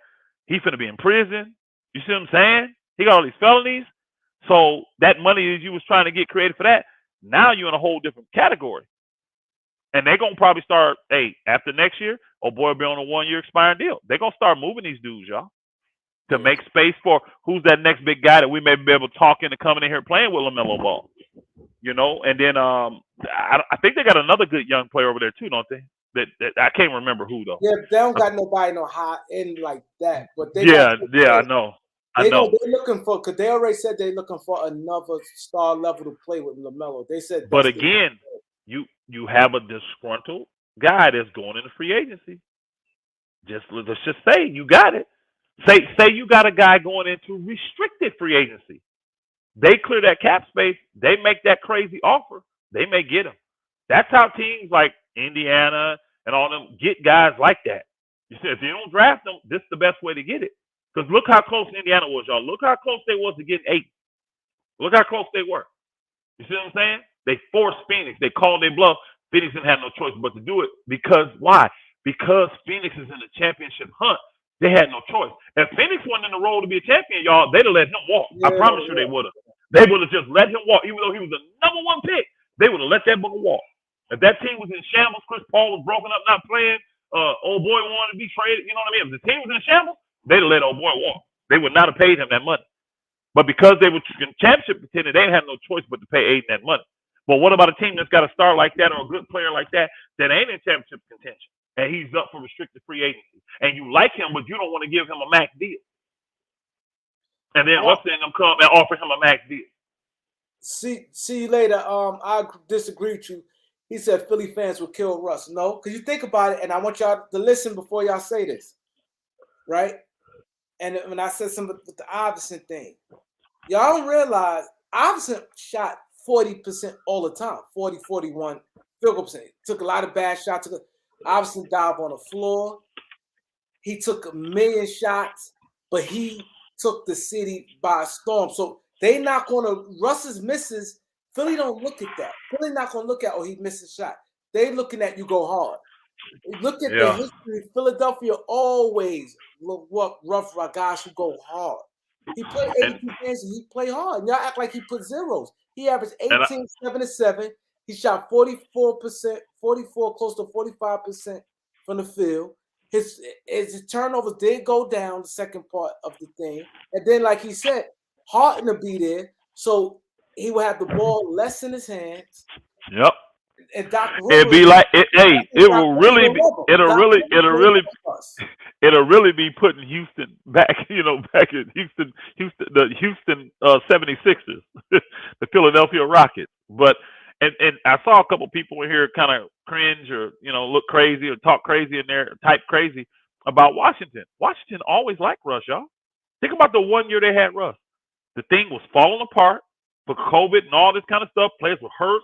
Players missed a lot of games. Remember, Washington had to cancel games. Remember, they had to postpone their games. They canceled like 11 games. And then had to make them up. And Russ was the main one through that, played through it, and got them boogers to the playoffs, y'all. That's why they told the Lakers, look, we know Russ want to go, but we like Russ here. You got to give us something for this. You're going to have to, because we don't really want to let him go, but we got to honor what we told him, because they already had told him that if there's a chance for him to go to L.A., they will work it out. But they didn't really want to lose Russ. So now look what they got now. If they're not, hey, think about this. What if they're not? What if they're not sold on Porzingis? You wouldn't take Russ back to get off 3 years, $100 million still owed to Porzingis. Porzingis still owed $100 million. You telling me if you don't believe in him, you wouldn't trade for Russ, expiring contract, to get off Porzingis? I bet you would. If you're a smart business guy, I bet you would. Because I promise you this, I don't think Porzingis gives you a better chance to win than Russ does. No, in that situation, in that scenario, because it's already been proven that Russ and old boy Bill can play together in the backcourt. That's already been proven. And Bill loves him. Yeah. So, and again, not just Bill loves him, the city loves Russ. They credit when they did that. When they made the playoffs, Russ got the bulk of the credit when they made the play. I remember and I could bring my son on to tell you they gave Russ the bulk of the credit when they went. Look at his numbers. Mm-hmm. Russ was ridiculous. Triple rebound, having 19 rebound games and things like that, and hit a game winner. Hey, life is breezy. Bree TV. I know a lot of folks hear that and say, "Man, get rid of." Hey, Lakers to take Kuzma back because Kuzma missed LA. I think the Lakers fans miss Kuzma out. See, he been gone, and it's been so inept. They appreciate the stuff Kuzma did now, so he'd be coming back on a whole nother level. And I think the Lakers would still want them to incentivize that to take that contract. So Kuzma would be a good incentive, and I think it works. If you take Kuzma and here's, I think Porzingis this year making like 33, 34, or something like that, and Kuzma making what 13, 14, 15. So the money match. You get those two players, and they probably would want picks or something or a pick. You know what I'm saying? They would, but I wouldn't give them shit. I'd be like, look, you getting Russ, you getting expiring, a guy you like, and I'm getting Porzingis. I'm taking on his money. I'm not giving no. If Washington comes saying I want picks, I'll be like, I'm through Washington. I shouldn't have gave you the pick when I got Russ. Damn it, Yeah. Yeah, no, Atlanta. Don't get mad that Philly interested. Don't get mad, Atlanta. He said so. Keep him in L.A. All these guys that got teams, they don't want to hear about Russ coming today. Russ is different with a lot of teams, though, man. Let's just keep it real. Besides the Lakers, what team did Russell Westbrook not lead to the playoffs? I'll wait. So some of you need to get off your high horses. I mean, Russ would be good for your team because your team got no shot at the playoffs. And you let Elania don't like Russ. he a Philly fan because of Harden. He's a big Harden fan, so now he over there with Philly Oh, he with a Philly Harden. fan. My son is a Yeah, Philly fan. he's a Harden fan. So now he cheers for Philly because Harden over there. He ride and die with Harden. Oh, So where you from, no, Elania? he's from Texas, bro. Oh, he from Atlanta Texas. from Texas, like Houston area or something like that. Or that's where he live. I don't know if that's where he's from, but he live in like that area out there, Texas or something. So you know Atlanta be trolling, man. That nigga be Atlanta be trolling too. He be trolling. They said Russ is the East Coast type of player. I'm just saying, y'all, if they get bought out, it's gonna be 5 to 10 teams that want Russ on the cheap. I guarantee it. I guarantee they'd love to have him. And there's teams that want him now for that contract. And there's a couple teams that actually want him and will play him. I'm talking about under his contract. There's a couple teams that'll do it. They just don't know if it's gonna work out for them to get him. The Utah thing ain't dead. Because here's the key, y'all. Utah still got to move players. So even if they don't do the Donovan Mitchell deal, they still want to move players. They still will be in the mix for Russell Westbrook. Because they still got Conley, they still got Bogdanovich, they still got Clarkson. These all guys, they don't want their contracts no more, y'all. They still got Rudy Gay. They don't want none of these dudes' contracts no more. I just did the trade machine.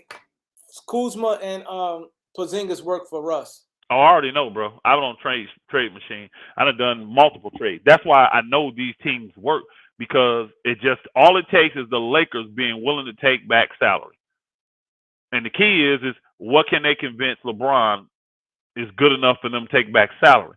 Because LeBron is probably not gonna like that salary thing because what he gonna be thinking if we're at this stage, that means we're not getting Kyrie. Yeah. That means we gotta have room to sign Kyrie next year. So he ain't gonna be too happy about unless he thinks it's gonna help him win.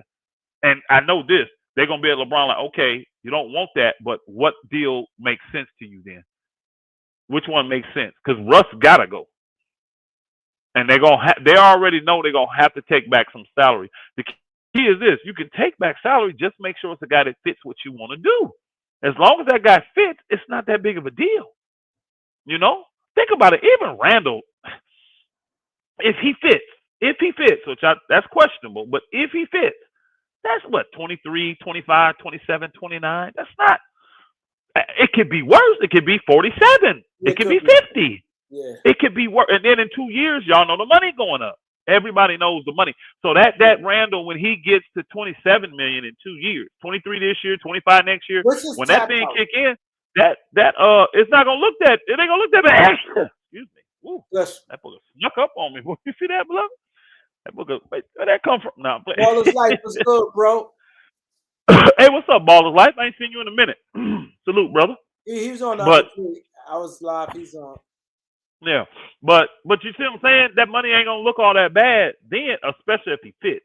Now, if he doesn't fit, that actually gives you a different opportunity to move him. Because if the money all goes up and a $27 million deal looks like a $20 million deal now Randall's easier to move because he ain't got but 2 years left on his contract.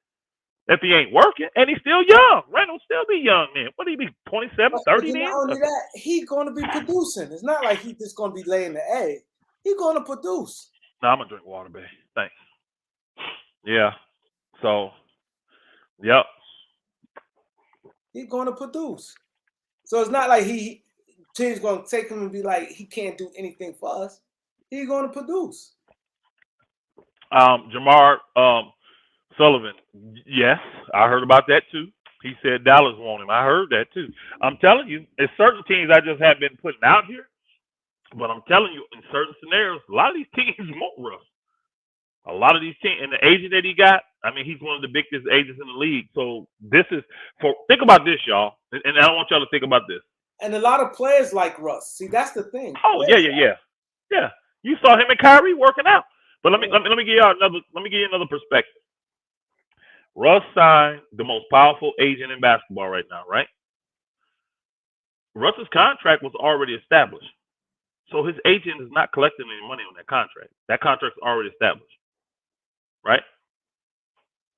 What's he hired to do? How is he going? Think about this. How is that guy going to get money off of Russell Westbrook. Because believe it or not, none of these agents really like working for free. There has to be some angle for them to get paid something. Yo, you right? dropped the jewel. You dropped the jewel, man. I'm trying to tell y'all. That people really had to think about that. That he ain't touching that 47 million. That he just became. Well, he can't. That contract was he didn't garner that contract, so he don't get paid off of it, and it's an expiring one. So if he signed with Russ, the only way he's going to get paid is to put Russ in a situation where he can get paid. Now, if Russ can get in a situation, he get liked by a team, and a team says, "Look, Russ, you come in and you ball out. We're gonna offer you at least this kind of contract," and he gets it. Now this guy gets paid. So don't think that Russ's people ain't trying to maneuver him to a certain spot. Certain teams they probably not gonna want to cooperate with, and the power they have is saying, "Well, we ain't taking a buyout." Now, see, that's what a lot of people don't understand. If Russ team come in and says, like, I'll give a scenario. Like, let's just say Utah don't want to play him at all, right? And they say, no, we're just gonna buy you out. He's like, no, we're not interested in a buyout. Utah may say, no, we're not interested in, because we don't want to give you $47 million. Just what we want to get some discount. You know what I mean? $5 million, $7 million, something. We want to get a discount. And if you're not willing to play ball like that to go where you want to go, we're not. Now he may go to another team that is willing to do it to get him to another team.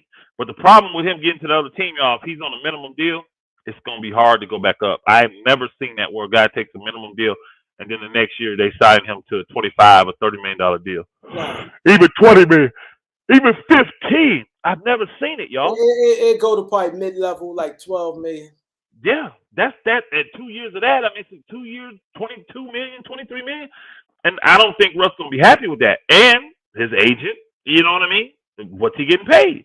So it's so many angles to this, y'all, and there's so many teams. And this is why I'm telling people that the NBA, if the guy in Brooklyn just tries to just be the ultimate butthead, right?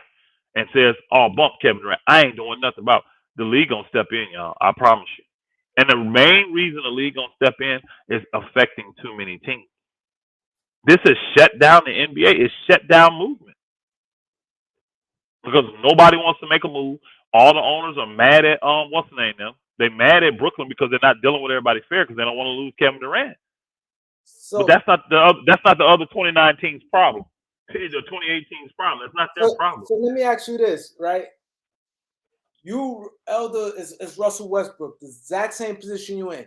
You would have did the same thing, getting rid of your agent, whatever he was, the stuff he's talking, to get with this powerful agent to look more as far as your career. He got the clout to take you to the next level. If I'm ignorant like Russ, yes. If I'm ignorant like that, you know what I mean? I just, when I was that type of player, I was a utility knight, bro. I did whatever was needed. You know what I mean? But if I'm like Russ, this is the best move for him, because what he needs is a guy with power that can call in favors. Russ needs a favor right now, bro. He do. Russ needs a favor. He does. And see, there's so many teams tanking, but the problem with taking Russ on a tanking team, he may lead them. If you got young dogs and you put Russ with him, there's a chance he may lead them boogers to the playoffs. Yeah. And you don't want that. Russ does because it makes him look good, but you don't want that. So what you're trying to do is find that team. They running that floor. what you trying to do is find these young guys. A lot of you guys don't like, but a lot of these young players love Russ. Mind you, Russ he plays sideline, ducking on people. Them young players was watching him growing up, loving Russ. He plays on the sidelines. Even at 33, he plays at their pace, and they like that. They want to get out, they want to run. But what he needs was a team like Charlotte, a fringe team that's like, ain't never made no noise, but they're always right there, constantly in the playoff hunt, but never getting really over the hump. You need that kind of team, because you need a team that's a little desperate. You need them Sacramento teams, like you need a team a little desperate to get into the playoffs. That's why the Knicks is still on the thing, so they stay desperate. And you see Russ going to the Miami Heat. I ain't gonna lie, that's not one that I have heard of. But if they get rid of Kyle Lowry, he get brought out. Yes. You get rid of he fits the Heat thing. He gonna play hard. He gonna be in shape. He gonna, you know what I'm saying? So this is the thing about Miami. They think they can take any player and make them productive. They really believe that down there, y'all. Pat Riley and them guys that are Spoelstra, they believe they can take any freaking player and make them productive as long as they'll come in there and get in shape. And you come in there, and Russ ain't never had a problem. They don't got to worry about him checking that body fat. You look at Russ now. You see Russ? Look at his body now. Russ ain't been doing nothing but balling. Russ got something to prove right now. So that could be a dark horse. I can't lie and say that I have heard of Miami being one of them teams. Honestly, Miami, I told all y'all this middle of last week. I've been hearing Miami. They would, realize it was kind of smoke and mirrors on the KD thing. But I've been hearing that whole time that Miami may go after Kyrie there. Because they can't get KD, let's get Kyrie. And we still can move these same dudes. We can move these, because there's only, $3 million difference between their contracts this year? Or $4 million? What's KD making? 40 this year? 40. It's $4 million difference. So it's only 4. Well, no. Boy making 36.9. That's 37. So it's only $3 million difference between their two contracts. 36.9 is what Kyrie makes. That's 37 million. So it's only $3 million difference between their two contracts. They're gonna move these same dudes they wanted to move for KD. They can't get KD. Let's get the talent that's just as good. Man, you telling me you got Kyrie, Bam Adebayo, you still got Jimmy Butler, bro? Man, they needed that because Boston, they needed another shot creator. Yeah, when they played Boston, they had nothing. You're right, Tron. Plus Victor Oladipo healthy. They re-signed him. Remember? That's your backcourt. You got Russ and Victor Oladipo. Jimmy Butler, Bam Adebayo, and then, Kareem. Put you in there with him? Shoot. It don't matter. Nah, whatever, bro. Said that broke jump down, bro. You can tell that stuff broke. That stuff broke, bro. Stop that, bro. Stop, please. Just stop. Having a good show here, bro. Stop, bro. Stop, bro. Hey, salute, Marlon. Salute, my brother. Marlon, salute. Chris Roberts. Okay, Chris Roberts said that he said KD making 44. I think he made 40 last year. He's making 44 this man. Yeah, so it's not that far apart. You're talking $7 million. So that's one fill-in player. But they're still moving pretty much the same pieces that they wanted to move in the deal. Because they were willing to give up old boy and the two, Hero and the guy from Toronto, the little dude that can't ball no more. What's the point guard name? What's the point guard's name? Kyle Lowry. Man, I'm sorry, man. I be having brain farts. Kyle Lowry. You can't, that's what they wanted to give up anyway. And then they would have threw in Duncan Robinson to try to make this money work to get off that contract, which I think Brooklyn would be stupid to do it. They already got a guy there that they want to get off of. It's the same situation as Duncan Robinson. So let me ask you. And he's been better than Duncan Robinson. Let me ask you this. This is you talking. This not for everybody. What you think the Lakers soft date for Russ? This is your opinion. Your opinion. A week before training camp. So we got 3 weeks. I think it's a week before training camp. Because again, all these deals. And training camp start when? September what? I don't know. I'm hearing that it's like the middle, like September 12th or 15th. I'm like, how? Because preseason start like the 2nd, right? Because the season start the 18th. I think training camp is only like a week before preseason, though, isn't it? It ain't like 2-3 weeks. I think it's only a week before preseason. So it could be the end of, I think so. I think you get training camp for a week because you're already going to do your own stuff. Remember the thing LeBron does? That most teams do that. They're going to go away for a week together. Then they come back for training camp. Then it ain't a ton of time. It's not like. Back in the days when weeks coming up, it used to be 2 weeks. It may still be that then. No, it back may in still the be days that. when weeks coming up, because I remember, and I was watching the thing with Magic and them always talk about Magic, be like, yo. And they used to talk about Pat Riley. Our 2 weeks of training camp, we can't wait to get to preseason. They said the 2 weeks we done killed each other for 2 weeks and came in. I don't know why that stuff changed, but I remember when weeks coming up, it used to be 2 weeks. It's 2 weeks, like okay. 2 weeks of hell. I'm tripping on the fact that I can't find it that anywhere. I put in there NBA training, NBA 2022 season training camp start date, and I can't get it. He said a week before media day. He said a week after media day. Yeah. I don't. That can't be it though. That can't be it because media day is not before. Media day is part of training camp. Middle of September makes sense if the season starts at 18th, and they said the preseason first games October. That's a month then. That's a month then away. That's fine because they got 2 weeks of games, don't they? Preseason games. It takes 2 weeks to do them games. Yeah, they play like 5 or 6 preseason games. It used to be, but now they're spreading the games. So if that's exactly what we thought, Eric Juan. So if it's the middle, let's say 15th.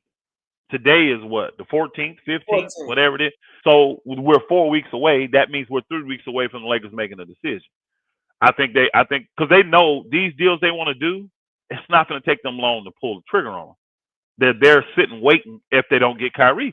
So I think a week before, because then you want to get the players time. You want to give them time to get there and move and all that stuff. You see what I'm saying? You want to give them time for that. That take a physical. Then mind you, it's not only that. It's other teams like Lakers, Utah, that got to make more than one move. The Lakers got probably 2 moves. Utah may have about 3 moves they might have to make to start clearing up. Brooklyn got a couple moves they got to do. And then not only that, you got a lot of free agents that's sitting that ain't moving because they don't know the roster spots. So that's a lot of teams. Most teams don't have their roster fill out. Most teams don't even have the full roster. They don't even have it right now. A lot of teams, you got. I think they said like over 40 free agents left, right? Yeah, but teams got spots. It's not. I think besides the Clippers, everybody got spots. At least one. Everybody. Some team. Hey, Brooklyn Nets ain't got but 12 players. Brooklyn got 3 spots left. Got 1, I think, or they got 415. The Clippers got 415, or they got 1. They gotta have a full team. All them people they got to. I ain't gonna look, but they got to, bro. They gotta have a full team. I don't think they got any. Got 1 right now. Yeah, we got a spot. Yeah, we got a spot. Because, see, the Clippers, the reason they ain't making no moves. I ain't seeing them trying to do nothing nowhere. All these other teams, you hear them still looking at free agents, blah, blah, blah, blah. I don't think they got any spots. Yo, you got easy. He said September 15th. But where's the source for that? Where's the source to verify that, Gregory Brown? If you could help us with that, where do we go to? NBA.com? Because I didn't go there, believe it or not. I just Googled it, and I figured wherever it was, it would come up, and I didn't get anything to come up concretely telling me the exact date. 18th. Because Ty Khan is saying training camp ends September 28th. How do we know the day it ends and don't know the day it begins? You know, again, it's probably going to be middle September, which is fine. The preseason game is October 2nd, so that makes sense with Ty Khan saying the training camp is the 28th. Because mind you, September go to 30 days. It don't go 31. So that's 3 days after than a preseason game. Got it. I got it. Yeah. No, I didn't find it, but I said I get what you're saying. So it's a lot. Just think about, you got easy 10 good free agents right now. You got that teams want. They said Philadelphia is on the fringe. They said they're going to get a backup center. They don't know if it's you got Boogie Cousins out there, you got Dwight Howard out there. Just think about, let's look at the center position. You got Boogie Cousins, Howard, you got Whiteside. Whiteside had a good year. People ain't realizing Whiteside had a good year. You can have him. No, but I'm just saying that good year. I ain't saying he had to go to the Lakers, but I'm saying I don't care for him. I don't care for him. Then look at the wings you got. You got guys like Melo out there. You got Josh Jackson. You got guys like Dennis Schroeder. You got guys like Colin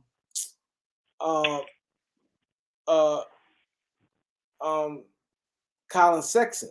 You got a lot of, Eric, put up a list of the remaining free agents, Eric. I know it's a lot. Guys, Colin Sexton, though. Colin Sexton, I wouldn't consider him a real free agent because he's restricted, you know, and nobody's gonna. All the teams have got. It's only 3 teams got money left, and none of them is gonna offer him a contract because they're all tanking. You got some good players out there. These young, Jeremy Lamb is 28 or 29. He's older. He's a veteran. I mean, I'm not big on guys because he just hurt all the time. He's been hurt for the last 5 years. Again, but teams, if you want to fill out your roster, you can't go wrong with guys like that. And then we forgetting there's guys all in their G leagues and all that they want to, you know what I mean? It's not just this list of 40 we see. It's probably 400 guys out here from overseas, G League, all that kind of stuff that can get picked up. So, and a lot of these teams realizing they're going with teams like that. They're going with teams like that. Warriors and Wizards in Spain on the 30th. When the season start? What's the first date for the first game? Yeah, that's preseason. No, I'm saying the season, the actual season. When does it start? Is it the 18th or 19th, something like that, of October? Of October, right? Yeah. Because it used to start the Halloween. Yep. Colin Sexton over Russ. I don't want neither one of them. Really. Colin Sexton is a smaller version of Russ. That's all he is. He's a smaller version of Russ. So why would you want Colin over Russ? He turns it over just as much. He's a worse passer. He's a worse playmaker than Russ. He can't rebound. Can't play any defense. I don't know why you would want Colin Sexton over Russell Westbrook. I really don't. You just don't like Russ, but Colin Sexton is not a better player than Russell Westbrook right now. He's not a better player. Golden State announces training camp starts September 24th for them. All right. So we're still 5 weeks away. And but mind you, the championship teams always start a little bit later because they had a longer run. They normally start a little. So if it's a week earlier, that means the 17th, 18th, something like that. Then everybody else gonna start. They normally start like teams who go to the finals normally start a little. I think it's crazy that we can't get a definitive date for when training camp starts. That's crazy. Has it not been announced yet? Is that what this is? Like the league just has not announced when training camp is gonna start? What the hell? Is it got it that maxed up? Y'all want Maxey, Harrison, Thibault? For Russ? Hell yeah. I'd take them in a heartbeat. Well, I don't think he's Sixers fan. I don't think he No, he talking about for KD. He talking about for KD. Yeah. Because again though, people act like I didn't find it either. I'm telling you, bro, it's not out there. People act like that Philly deal is not viable, but here's the thing. What if they decide they want to tank this year? Now, the thing that got me with Harris, I thought Harris was on expiring. They say Harris got 2 years left. That don't make sense now to me. If he's got 2 years left, it don't make sense. But if he's on expiring, it makes total sense because that's a 30. Now you got a max slot. You got a young talent Maxey who you can keep for another year or two before you got to pay. And Thibault the same. And Thibault ain't done enough to where he can demand no major contract, but he's still good for your team. That's cheap talent. He played good defense. That's cheap talent. And if you can get that and a bunch of picks from Philly, that may be better for you, what you got going forward, than getting back a bunch of players that you think can be, because it's obvious you're not going to get. See, I'm going to tell you right now, I think part of what the problem is I don't think Brooklyn values Jaylen Brown like the rest of the world do. I don't think they do. Because if they really thought Jaylen Brown, like you know how everybody kind of knew Harden is going to be good when he go to Houston. You know what I'm saying? And everybody thought, OKC stupid not paying this man this little bit of, because it was only like, what, $2, $3, $4 million difference? It's like, bro, y'all kind of stupid. This dude can play. But maybe they realized I got 2 alphas, and why pay this man the money? We can't have 3. You see what I'm saying? But you knew I ain't sold on Jaylen Brown as being a lead dog. I'm not sold on that. He's kind of like an Anthony. A lead dog is totally different when you playing. It's another level. Yes. See, he's kind of like a Anthony Davis to me. He's on that, and I don't know if he's on that skill level like Anthony, but you want Anthony, and he's a great B player, 1A, 1B, but you don't want him leading by himself. I just don't have that for Jaylen yet. I ain't seen it, which maybe I ain't had opportunity, but I don't see that. I don't see Jaylen when he's the number one thing everybody worried about. I don't see his production staying where it is. I really don't.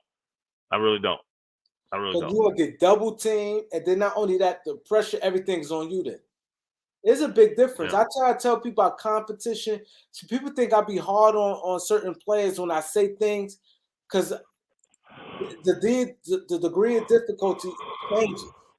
Davis ain't about to be no heat, Look bro. at some players that getting minimum contracts, and they could do little something. Philly only got 2 first-round picks, so now they got to move somebody. They'd have to move a guy to get a pick because 2 picks ain't gonna be enough. No, they really need about 4. They're gonna need about 4 to entice them. They got their own 20 again, 20 and 20. And but what? I'm saying this close, yeah, but they got 28 and 29 also. Okay, all right. Philly had a lot of picks when they was. Can they trade them though? Because if they got a trade already on one of those picks, they may not be able to. No, those picks 28 and 29. They can't do nothing with 27 and stuff and 25. They can't do anything with that. Now they go 24, 26, 28, and 2 pick swaps. Possibly. People say that's just not enough for KD, blah, blah. Again, it depends on what your team need. Hey, if I get a haul for Kyrie, I may not need as big a haul for KD. Marcus Aldridge, DeMarcus Cousins, these are guys that are still out there, not signed. These are not the guys that I said. I know. Rodney Hood is not signed? Wow. He's a good shooter. He's just a good solid little player. Danny Johnson is a good locker room. You got Blake Griffin. Marquise Morris, I think he may be about done. I don't know. He was different after that situation where he got that neck jacked up, messing with that big boy from Slovenia, wherever he's from. Hey, Elder and Ticket, how many teams? He meant to say Elder and Kareem. How many teams are interested in Westbrook? Plenty. For multiple reasons, though. There are plenty of teams interested. They got their own reasons why they are. That's why I've been telling her I'm not concerned about Westbrook leaving this year. And I think that they're in agreement that Westbrook, regardless of what happens, he got to go. That's the one thing they're all in agreement on. When I say all, LeBron, his camp, Lakers, they in agreement Westbrook got to go. That's a small sample size. 7 games, you can't. Teams not. Mentally is different when you that guy and a player hurt and 7 games you do that. You can't equate that. I'm not saying he may be Kareem. He could be a one. I just haven't seen the things that I haven't seen the things that because a one you're gonna have to be a really good playmaker because of the attention you're gonna grab. And he's horrible at playmaking. That Tatum, you notice, took that level up this year. He took his playmaking abilities up this year. Ethan Hill, you said, what's next for Kevin Love? Playing for the Cleveland Cavaliers. He got another year on his contract. So they're going to play him this year. Kevin Love got consideration. Listen to what I'm saying. He got consideration for 6th Man of the Year last year. Kevin Love had a good season for Cleveland last year. They were fine until everybody started getting hurt. When they started losing all their players, that's when Cleveland fell off. But they were fine until they had all the injuries. And Kevin Love was a big part of it. You can go look. He shot the ball well. Gave a great 14, 15 a game. Good production, rebounded well, and didn't play a ton of minutes. So I wouldn't mind having Love. Rodney Hood not on Clippers. Yeah, I would love that. I would love to have Love. You're right, Elder. Man, Clippers definitely got. I told you, bro. They probably got 20 guys, bro. I feel like they got more than 15. They do. 1, 2, 3. I told you. Well, each team should have. If you go look at their roster, they should have more because you're going to have your two-way players, which is 2, and you're going to have your exhibit 10, which is 3. So you got 5 guys. 15, they got 15. They got 17 regular, and they got the 2-ways. And Moses Brown, they got Moses Brown. He's on the but look like he got guaranteed money. I'm looking at that would be that little bit of money would be the exhibit 10. That's what that is. No, if it's a small amount. How much? Like 50 million? How much? Moses. Like 50,000. Moses Brown. How much is it guaranteed? $2 million. He look like he got guaranteed almost. If that's $2 million, that means he's got a roster slot. Yeah, that's what I said. Moses Brown got a roster, and it's guaranteed. Yeah, it looked like it. Yeah, he's got a roster slot. Then they gave him a roster spot. And they got $2 million because he ain't been. Hold on, Moses Brown ain't been in the league long enough to get a minimum deal up to $2 million. You see what I'm saying? He should be making $1 million. So that they gave him a contract, bro. Moses Brown got a. Wow, they gave him a contract. I guess they got a secret weapon for a center. Everybody thought that was their weakness. You like that dude, right? I like Moses Brown. He Hey, played Kareem, I'm gonna hard. be He honest with went you. to Floyd Hey, bounce shots. it seemed like all the players that the Lakers turned down like that, the Clippers get, and they do well for the Clippers. Yep. Because old boy, the Hartenstein, remember the Lakers could have easily had Hartenstein, and they didn't take him last year, and then he went to the darn Clippers, played well, and that book is making money in New York now. Yeah. I mean, they got a lot of. See, that's the thing. That's the thing about New York right there, though. They got a lot of money wrapped up in the center position. You re-sign old boy for more money than what people thought he should get, Robinson, and then you bring Hartenstein in on a really good. That's a lot of money you got wrapped up into two guys that are just serviceable. New York fans, they think that he gonna end up getting more minutes than because they said than Mitchell. That's what people in New York saying. But honestly though, how much better is Mitchell Robinson and Hartenstein than Jones and old boy the Lakers got? How much better are they? I wouldn't say. I mean, I don't even know if they're better. And the Lakers got $4 million invested in their two centers, and they literally got, what is it, 20? Because old boy making what? Old boy making 15 a year, right? Yeah, he getting 15. And then the other guy, Hartenstein got a 2-year. Hartenstein got a 2-year, $9 million deal, right? No, I think he got more than that.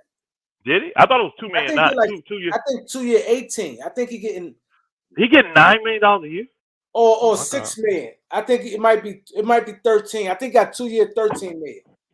I think it was 2 year 13. He got 2 year 13 million. That's crazy. That's crazy, bro. But again, you got over $20 million a year investing in your two centers, and they're not better than the Lakers centers, in my opinion.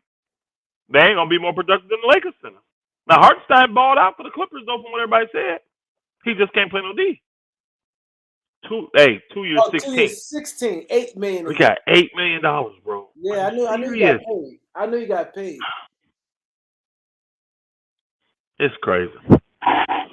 He says, "What's latest KD news? Last I checked, Toronto, Boston, Miami were in the running. I mean, it's going to be those same teams in the running. I think there's got to be somebody behind the scenes trying to get KD because there's too much noise coming from the ownership, y'all, from the league owners and stuff to the league. So somebody upset with the way that Brooklyn's doing what they're doing, and they trying to get in and put an offer together for KD, and they're not liking it because there's a lot of complaining going on, a lot of complaining about how they're conducting business, and they're not doing it in good faith. And I think it's going to be potentially a dark horse team that we don't know about. I really do. I think it's going to be a dark horse team. We got to get the subscribers up. Please subscribe. Hit that subscribe button. Hit that like button. The Cash App is right there. Also, right? Damn, I forgot my train. What I was going to say. It had something to do with. Okay, I'm reading the comments. We were talking about Hartenstein, the Knicks. Remember, we were talking about that. And then you transition into what you were saying. Damn. Cavs get Josh Richardson and a 2023 first-round pick. Spurs get Colin Sexton sign and trade. I don't know why the Spurs would do that. Why would they do that? Why would they do that? I get it.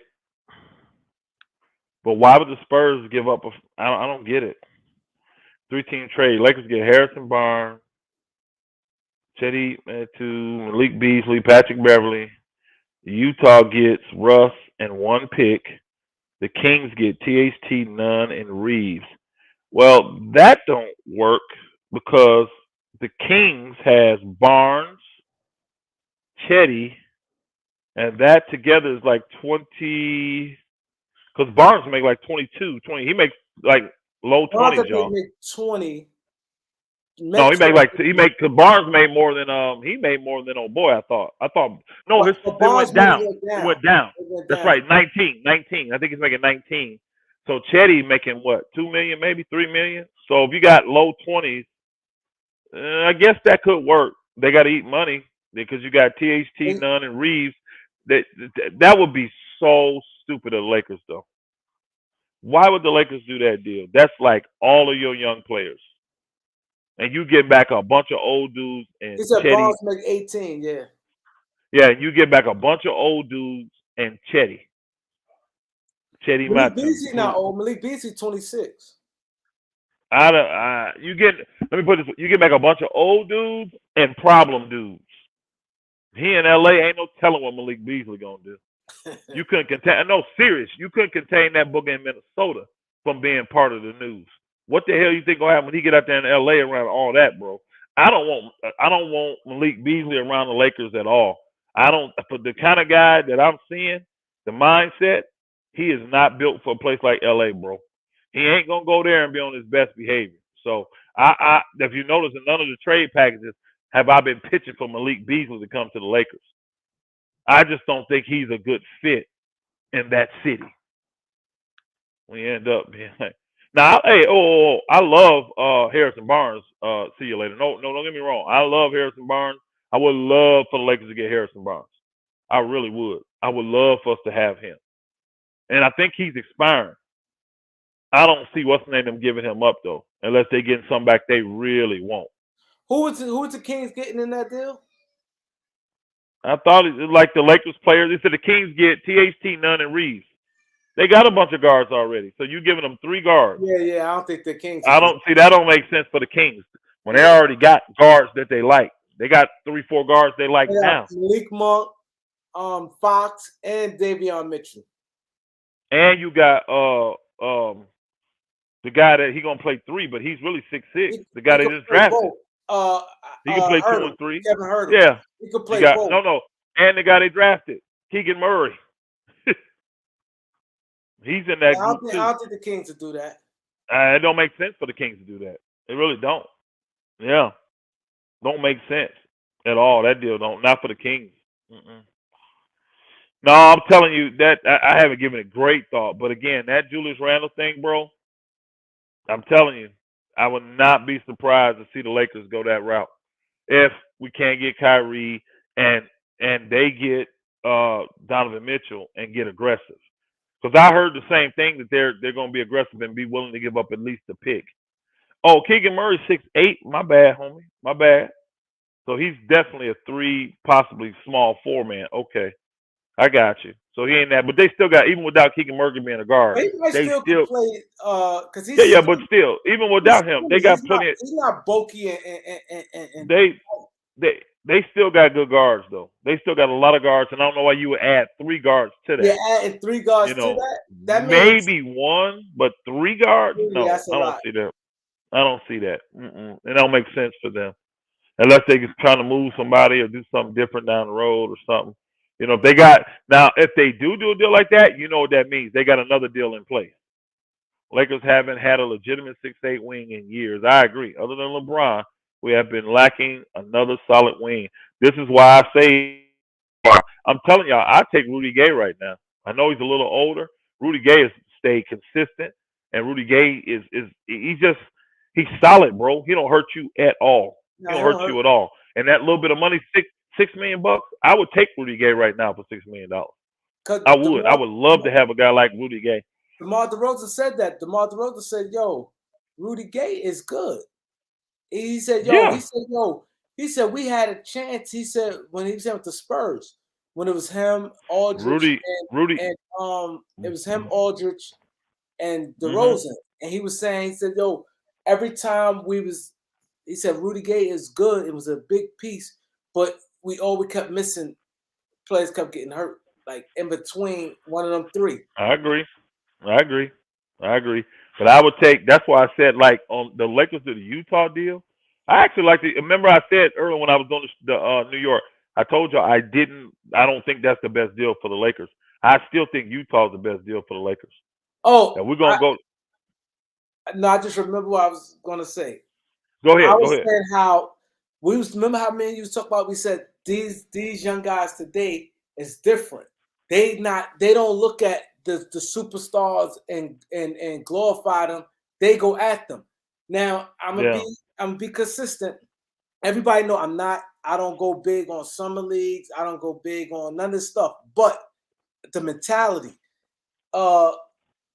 Bonds from Barnes from Toronto and James Harden. They was in the thing. James Harden was doing all that, and he was locking Harden, then talking trash to him like, no, come on. He went at him. He went at him. And that's what I'm saying. The mentality, he talking trash and was D'ing him and locking Harden. Harden doing all this. Harden couldn't do nothing with that boy. That's Toronto. What these young dudes do. Yo, he couldn't do nothing with him. Oh, I got you. And it was like Harden doing trying to go past. He was beaten to the spot. I said, wow. And that right there gave him a lot of points. Scotty Barnes, no doubt, Scotty Barnes. That right there, they probably like, we ain't going to AD for Kevin Durant. This kid here.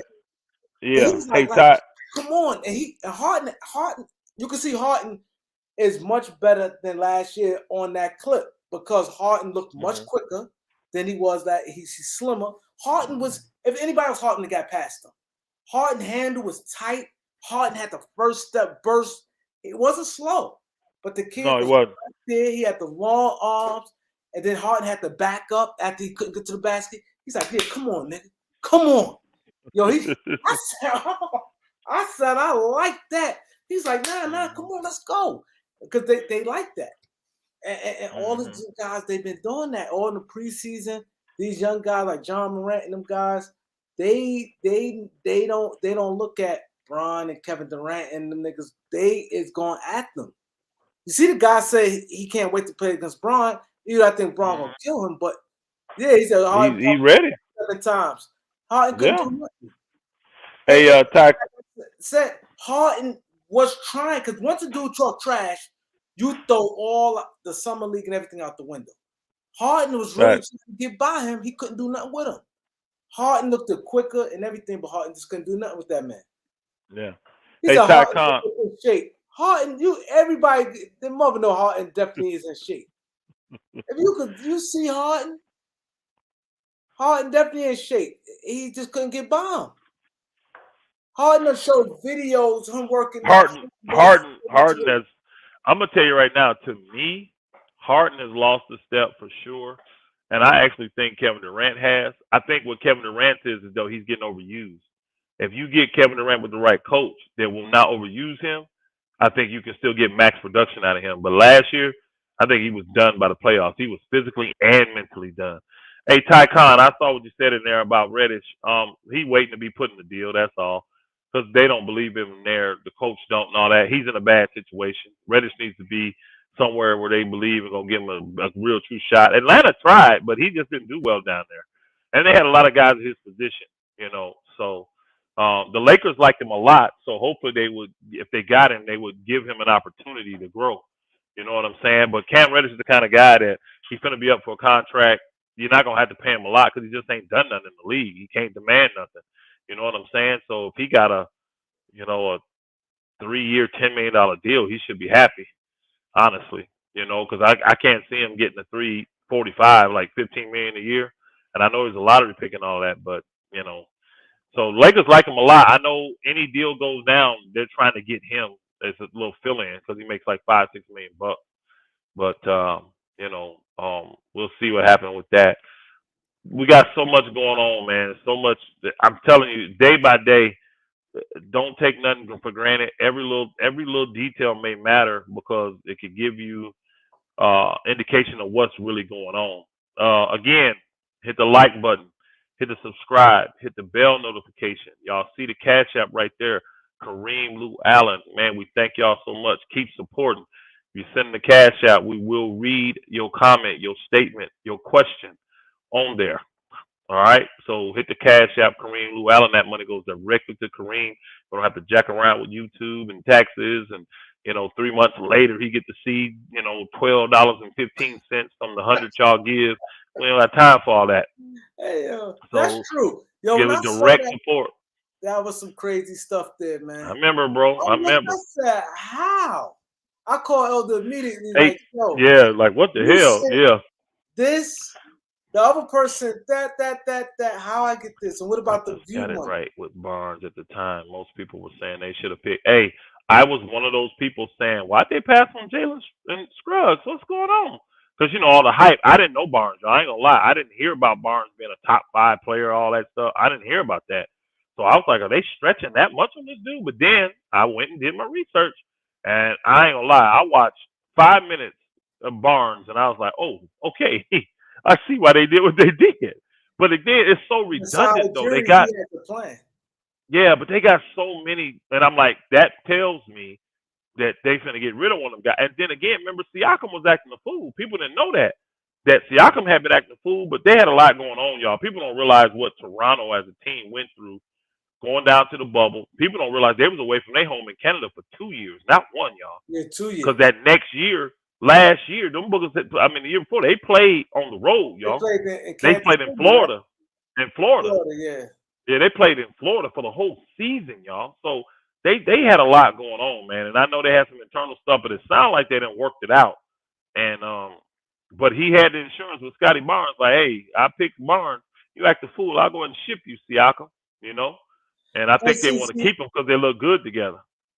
Yeah, and then the thing is, by Siakam being African and what's the name? One thing Messiah is he's loyal. He making sure he's getting them guys in. They are loyal. Remember, my stepfather was a Nigerian. They just loyal people, period, bro. They loyal people. They are. Mm-hmm. They loyal people. Elder Rufus, I would love to go to your ministry in Georgia.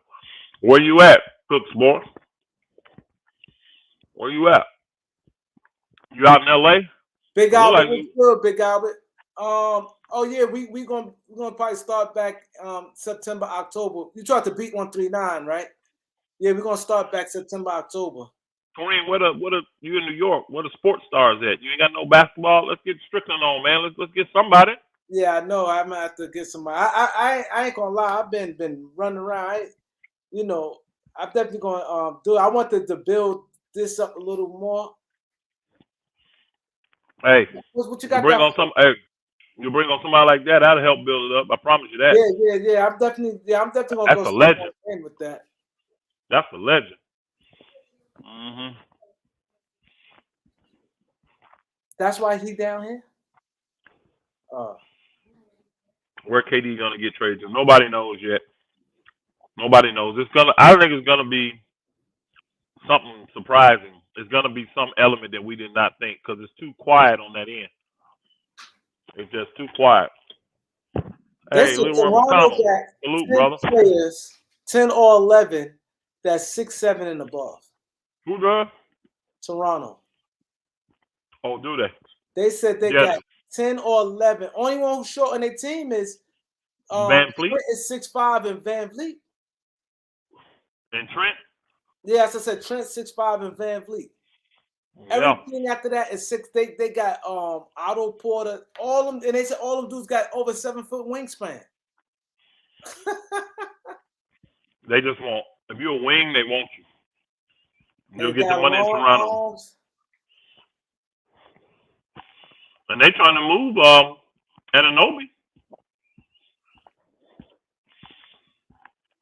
I like Anunoby. Indiana dude. Yeah, Malachi Flint. Yeah.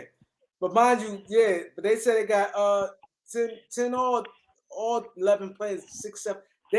What they doing, they gonna want to switch everything and they gonna get away. Yo, they got a plan. That's a team with a plan. I don't see the Pelicans giving up boy for KD. Because even with them 3 there, I don't think that don't put you in the driver's seat for a championship. Now they'd be strong. Them 3, because that's strong right there. In the playoffs, you could imagine you got a tank like Zion driving to the basket. Like that's strong right there. It is, but in the West, I ain't see that Zion yet, and then Kevin Durant and CJ getting his bag. I like that. And then you got Valanciunas. I like them. They'd be one of the favorites to me. Not to me. They still got to learn win games. Still got to play defense. Where's your defense right there? Because none of them dudes play D. None of them dudes right there. That's the thing. None of them play D. So Yeah, it'd be exciting to watch them on a fast break, but and they got CJ running the point. They said they like this playmaking ability. They really want him to be at the point, which is fine. But I don't see them catapulting them into the top 4 in the West.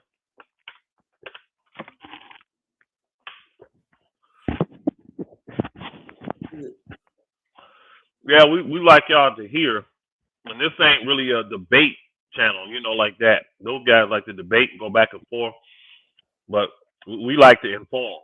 We like to educate. And then, we do the open panels and folks come in and get their opinions and do all that, because people be waiting. They can't wait to get in here and say something about me or Ticket or you, Kareem. Or it's all good, though. It's been good fun. It's been good fun. Most Herbert be in that deal. Herb be part of that KD deal.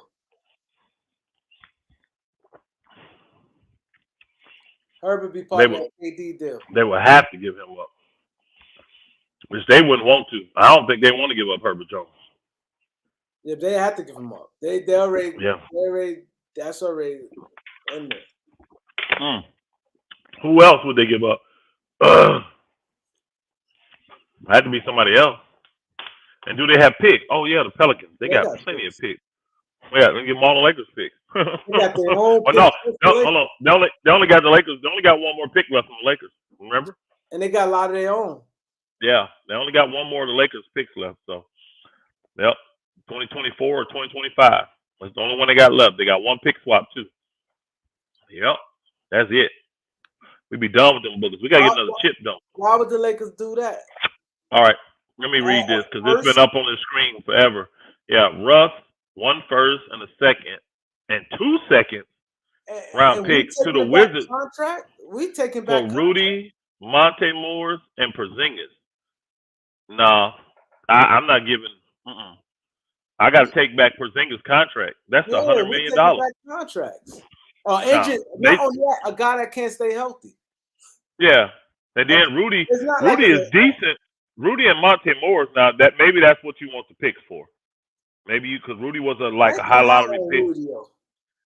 Yeah, I think he's been lost with the guys they got there. Monte Morris.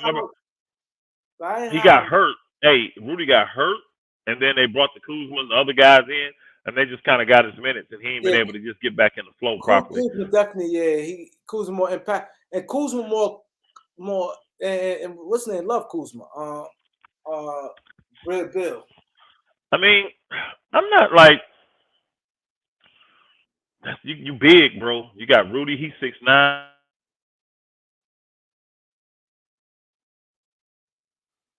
Yeah, he froze up. And then he said, then trade THT. That's you, Kareem. On the second round pick for Brogdon. Actually, I'm a little more open to that. I'm actually a little bit more open to that when I think about it. The whole package there, I don't know if you can get Bogdanovic for the because he's an expiring contract. So I don't know. 2 years, 69. Oh, see, that's even better then. If he only got 2 years, I thought he had 3 years left.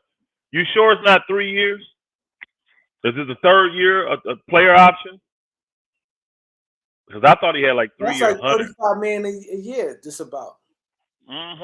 So that's even better then. If it's only 2 years left on Porzingis' deal, I mean, I can see. Had mental health problems. Okay, all right. I remember he got hurt and had some issues. Maybe he got hurt. He definitely got hurt. Yeah, but I like Rudy. I did like Rudy. He's a solid, like basic kind of guy. Good backup 4. Hey, call me K. Salute. Yeah, salute. Yeah. Watch it. Hey, Steve Holler. Yeah, they would not. Hey, I'm not gonna say they like beating the Lakers' door down saying we want Russ, but they are open for Russ coming back. From what I'm hearing, they're definitely open because I don't think they sold on Porzingis. Even though think about this though, y'all. He did actually play well for them at the end of the season. Porzingis played really well. You go look at his numbers. Yeah, he played Porzingis played well. He played really well for them over there. And people forget how much of a defensive presence Porzingis is. I mean, Porzingis is, man. Porzingis plays some D. I did. I'm sorry. I'm thinking Rudy Hakamura, but he blocked some shots, bro. And Hakamura is a defender. And Monte Morris ain't no. I'm not like totally against that. Because I can see why with the players you're giving back, the young guys, Monty Moore's solid. I mean, I can see why you want a first and some second round picks. I can see that. I can see that. Yep, I can see that. Yeah. And I'm looking at how that fit with the Lakers. You got your little guard, right? And Monty Moore's. You got rid of none. It's just all new players though. You're getting rid of all your guys that's been around. The only problem I didn't like, I know the Lakers would not put what's his name? Reeves in the deal. They would do old boy first. They would put Johnson in the deal before Reeves. They would give up Johnson. They would give up Gabriel. They'll give up any of them before Reeves. I don't see Reeves being in any of these deals. None. I mean, unless it's Kyrie deal, like they just demand we gotta have to do the Kyrie deal. That's the only deal I can see the Lakers even considering giving up Reeves. And believe you me, if it's one of those deals where they feel like oh boy and them is not dealing with them right, and they just trying to rake the Lakers for everything they got, like we want the picks and the youth, then the Lakers will probably say no. They'll probably be like, no, it's your problem. Go ahead and deal with it. No big deal. We'll wait for him to come next year. That's what the Lakers will say. We'll just wait for him to come next year. We're not going to give you all of that. You want to deal fairly. I mean, you got a problem. We got a problem. Let's help each other out, and we'll get through this. But yeah, I can't see the Lakers doing a deal where they give up their picks and their youth. I just can't see that. I can't see that. I can't see it. Recently acquired for KCP. Yeah. Well, that was who was it that they traded over there for KCP? It wasn't Morris. This was Morris. It's Morris and Will Barton. Will Barton. And Monte Morris. Will Barton. Yeah. But so can Morris even be traded then? Oh, both there was a trade. You sure those two? I would think Will Barton and Monte Morris made more than KCP. But together, KCP definitely. And, but it was KCP and Ish Smith. It was KCP, Ish Smith for KCP, Ish Smith for Barton and Morris. Okay. Hey, Kareem, tell me what happens when I do this. All right. You still see me? I still see you. All right, cool. All right, no problem. Would you try something different? No, I'm looking at another screen. Even though y'all can see me, I'm looking at another screen. Yeah, that's cool. This is why how these guys, guys be doing stuff and, still working and at the same time talking to y'all. And Yo, we almost got 300 likes. Let's get to 300 likes. We ain't get no new. We got one new subscriber today. Come on, we got to get them subscribed. We got one new subscriber today. And anybody in there that's not subscribed? Anybody? Somebody? So the whole 234, all y'all guys are subscribers. The whole 234, we got 234 subscribers here. If we don't have 234 subscribers here, can y'all please hit the subscribe? Please hit that like button. We almost to 300 likes.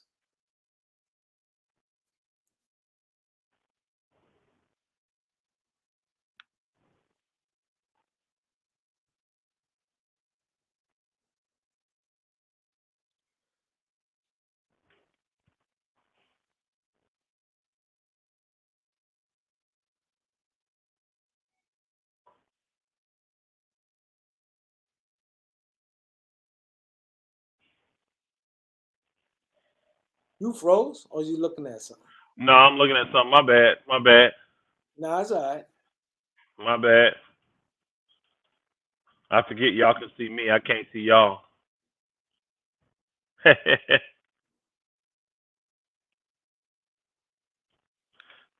man.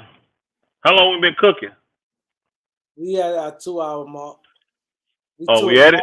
We 2.5. Yeah, I'm finna say it's funny. I can feel 2 hours, bro. When I get to 2 hours, I tell people when you get older, it's funny how your body start working. Well, again, the day's been very, very early. I don't know if I did a little video showing folks. Kind of came up with a little like different type of greenhouse we're building. Had to pour concrete footer for it and all of that. So we started laying the blocks today, and because it's gonna go up like 3 courses high, and then we're gonna frame it like a house. And it's gonna look a little different. It's gonna be a nice size greenhouse. I think it's a 20 by 34, and yeah. So them long days when you're out in this hot Georgia sun. I'm telling you, I did a video. It was like 6:50, 6:55 this morning, right before the sun came up at 7, right? And I'm telling you, bro, it was sticky. It was already sticky. I'm like, dang, at 6 in the morning, it's sticky like this.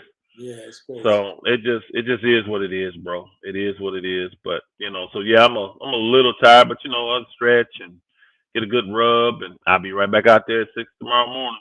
We were out 7. I think we start, yeah, because it's dark. So tomorrow, since we already prepped and everything, got everything set up, we can start at 7 tomorrow, and then we're gonna be done. We'll be done totally with the block part of it, and then we can look at doing the framing that we're gonna do. The framing we're gonna do for it. So yeah, I had a busy day today. Had a busy day. Had a run to make. Took me about 3 hours to do, and then I got back. So I started at 6, left around 7:30, got back around noon, and worked till about 3. So, but that sun, like here, you gotta be careful because that sun, it comes out like in the hottest part of the day is like 3 to 7. You know what I'm saying? So you got to be careful out there. So we try to work early so that we can be done when the sun come out like that. What did that? I thought I saw somebody with a trade thing in there. Did I miss it? Oh, You had yeah. it up on the screen. No, it was Cleveland trade. It was Caris LeVert, Jared Allen, and Isaac Okoro, and it was 3 first-round picks for Kevin Durant. That ain't gonna work. That ain't gonna work. Say that again. Who? Jared LeVert? Allen, Caris LeVert. That's what I said. They ain't gonna want to. Why they won't retreads? They got rid of them guys. They don't want them dudes. And Isaac Okoro. Yeah, they don't. No, that's not even. No, they don't want none of those dudes. That they wouldn't want any of those cats. GG, what up, GG? GG Chill and 702 is in the building. GG is in the building. I am wondering though, what team? Hey, salute, GG. I'm wondering which team is gonna sneak in here and get their opportunity. You see what I'm saying? Somebody lurking. I can tell you that now on the Kevin Durant deal and on the Kyrie deal. In my opinion, somebody lurking. Yeah, that's why I believe the secondary deals for the Lakers are being stirred up now. You know what I mean? I believe they're being stirred up so that the other teams can like maybe sweeten the deal for the Lakers to get this Russ thing. Because I'm telling you, people want Russ to flop, bro. They want that $47 million in savings and the opportunity to sign another player. $47 million. Do y'all realize that's like 99% of the players in the league you can sign? It's only like 4 or 5 guys you won't be able to sign with that. If you got $47 million in cap space, you may not be able to sign Steph, Dame. That's about it. Because I don't think anybody else is making over 50 yet. Oh, boy down in Washington. What's his name? Beal. Yeah, because old boy money ain't kicked in yet. The big center, all them guys that signed this year, their money hadn't kicked in yet. They got another year to do on their contracts before that money kick in. None of those guys are making that. Yeah, Bills ain't either. No. Bill was he opted out. Remember? Oh yeah, he opted out. He opted out, and like So Bill's money is this year. His money is this year. Yeah. Bill money this year. He said, "I wonder if LeBron requests a trade before the extension kick in." Well, he would never request a trade. I don't even have to read the rest of this. He would never request a trade. That's why he's always finished his contract and left. I don't really believe LeBron has any interest in leaving, but I do believe the thought and the rumor or whatever you want to call it that he may not sign it this year. Y'all remember I said he's going to sign it, but it benefits him to wait. Yeah, it benefits him to wait and become a free agent and then just sign to maybe help the Lakers. Yeah, to help him win. And I'm gonna tell you this though. I 100% believe he will be a Laker next year. No matter what happens. We could have another horrible year. Because think about it. as bad as this year was, remember when they interviewed LeBron, he was like, I'm having the time of my life. They enjoying being in LA. He enjoying business. I mean, the man that became a billionaire in a couple years. I mean, think about it, y'all. LeBron, yeah, and his children there. I mean, you got his son gonna finish his senior year, then going to college somewhere or prep school, wherever, because the colleges ain't recruiting. You see that article? Now what happened? He's got 0 offers. Damn. But he's good. It's just they don't believe. None of the colleges believe that he's going to play college. So I don't know if they think he's going to sign with the Ignite team or what. But none of the colleges believe he's going to play, so they don't want to have a scholarship tied up. So nobody has offered Bronny yet. Nobody. Yeah, I think he's going to G League Ignite. I think LeBron wanted to play with pros sooner better than later. Okay, that's fine. You know. But the other boy now, they say he's tearing up the AAU circuit. Yeah, right. He's better.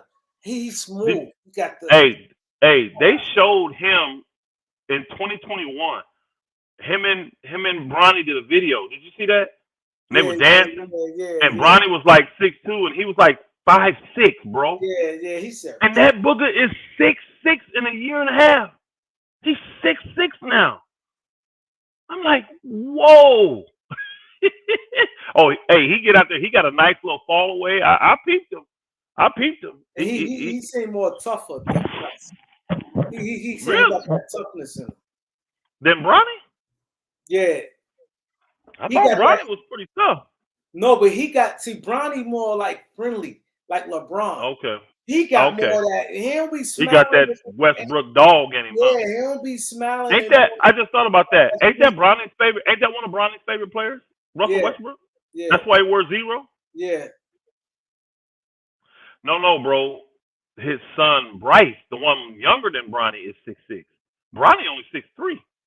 Yeah. Bryce is 6'6". We're not talking about Bronny. Bryce is 6'6". Bronny's 6'3". He grew an inch and his brother grew freaking 12 inches. I said, man, I saw that video. That said that was made in 2021. But I'm sure that was the beginning of 2021, like January, February. But still, watching that video and then seeing what he is today, wow, bro. Wow. He had a serious growth spurt. And he only, 15? He's 15. So he's probably going to have another growth spurt. Because LeBron went through that. LeBron grew from his freshman year to his senior year. He grew because he was like 6'4" when he got as a freshman. Yeah. Then when he graduated, he was 6'8". Yeah. He said Bronny has 5 offers right now. I just saw a video saying he has no offers, but maybe it is. What's the name of the schools, brother? Dennis M. If you've seen it, if you got it there, put the name of the schools that's offered. Because I just watched this like a day or two ago, and it was saying that the teams are saying, the colleges believe that he is not going to college, so no one's giving him any offers. Now, he may have some lower level, like maybe smaller D1s, maybe. But I didn't think, like, none of the majors, he said Bronny being recruited. Well, my thing is this. If you're a senior, he said, okay, Trone said, UCLA, all of them have offered. Those teams have offered him. There's a difference, y'all, from recruiting and offering. Big difference. Big difference. Bronny being recruited by, they have not offered him a scholarship, though. All those teams, he's saying being recruited. UCLA, USC, Michigan, Ohio State, Oregon. No one's offered him yet. UCLA, Ohio State. Yeah, no Duke. Duke didn't offer him? Or, again, I think y'all, I need to know if this, I think I got it from KY. I heard offer him. Kentucky offered him a scholarship. It's different now, Elder. They offer after the on-campus. I would think they'd have done that already, though. I don't think he'd already visited all these campuses already. Now, I did my visits late because, you know, the recruiting process was late for me because it was more football than basketball. You know, I bust out on the scene that fall. So that spring, you know, I was checking a lot of folk out. You know what I'm saying? But you know, for a guy like Bronny that's been out here all this time, so maybe it is a little different. I mean, hey, This high school college thing, I can't wrap my mind. I don't know what they're going on. They say Bryce's game looks similar to LeBron. Now I haven't seen Bryce play. I just seen like a couple highlight shots he's made and a dunk and one little fall away where he dribbles, gets in the lane and does a little jump stops and falls away. It was a nice move. It was a pro move. See, that's stuff I be looking at. What these guys work? Is this a pro move or this just a nice little move? Bronny may go to Australia. I ain't heard that. You heard that, Kareem? No, I ain't hear that. Bronny may go to Australia for what? That's just a desire here. Does he want to do the mellow ball thing? What he got going on? Yeah. I didn't hear that one. Jimmy Two Shoes. I'm 50 and you can't cook me now, bro. Talking about I would have. I promise you wouldn't have. I would have destroyed you, bro. I'm telling you, bro. Don't let Kareem pump your head up, bro. Don't let Kareem write a check that you can't cash. I promise you. Y'all not ready for this, bro. Telling you. Y'all not ready for this. No. I play like a pro when I want to play. When I'm motivated, I do. Now, when I'm not motivated, hey, I look like Kareem. I look like trash 50-year-old out there. You know what I'm saying? Oh, I guarantee you when it took me to the rim. Hey, bro, I'm a no-fly zone. What you talking about? I'm old school. I'm a no-fly zone. No layups, no dunks. Nah. Hey, Jimmy Two Shoes, Elder saying nothing. He said nothing but shooters come out of Indiana. There you go, bro. Kareem thinking he can shoot. He can't shoot. He don't know what shooting is. When so we meet a brother from Indiana. He could be whatever. Yeah, whatever. I'm shooting. I'm lifting blocks this week, so I'm definitely not going to be shooting nothing. Why don't you and Kareem play 1v1 and film it? Y'all, I'm telling y'all, Kareem 5'11", y'all. Y'all don't want to see that. I'm 6'3". Now I'm in football. I look like a football player more when I do basketball, but that would not be interesting. I promise you. It would not be interesting. Only interest would be because we boys and hey, it's a Kareem that all they go. Man, Elder kind of destroyed Kareem. That wasn't cool. That really wasn't cool how he played him. Played him like a little brother. I'm ready. You're not. Kareem. Believe me, I'm ready. Kareem. You're not. I'm ready. You're not, sir. You're not, sir. You're not. Lakers interested in signing. Man, who's this? Some of these people that be trolling, man, it should be funny, bro. Tony, who was that? Tony Roten. Tony Roten, he's nice. He just can't shoot worth for nothing. He could play D. He could dribble. He could pass. Is that legit? Is that legit what he's saying? Lakers interested in signing Tony Roten, according to Robert Buchanan? I don't know. Tony Roten is a great player. Hey DJ, I bet I back it up though. I bet I back every bit of it up that I'm talking. So I went to college in the state of Michigan. Went to a school called Rochester.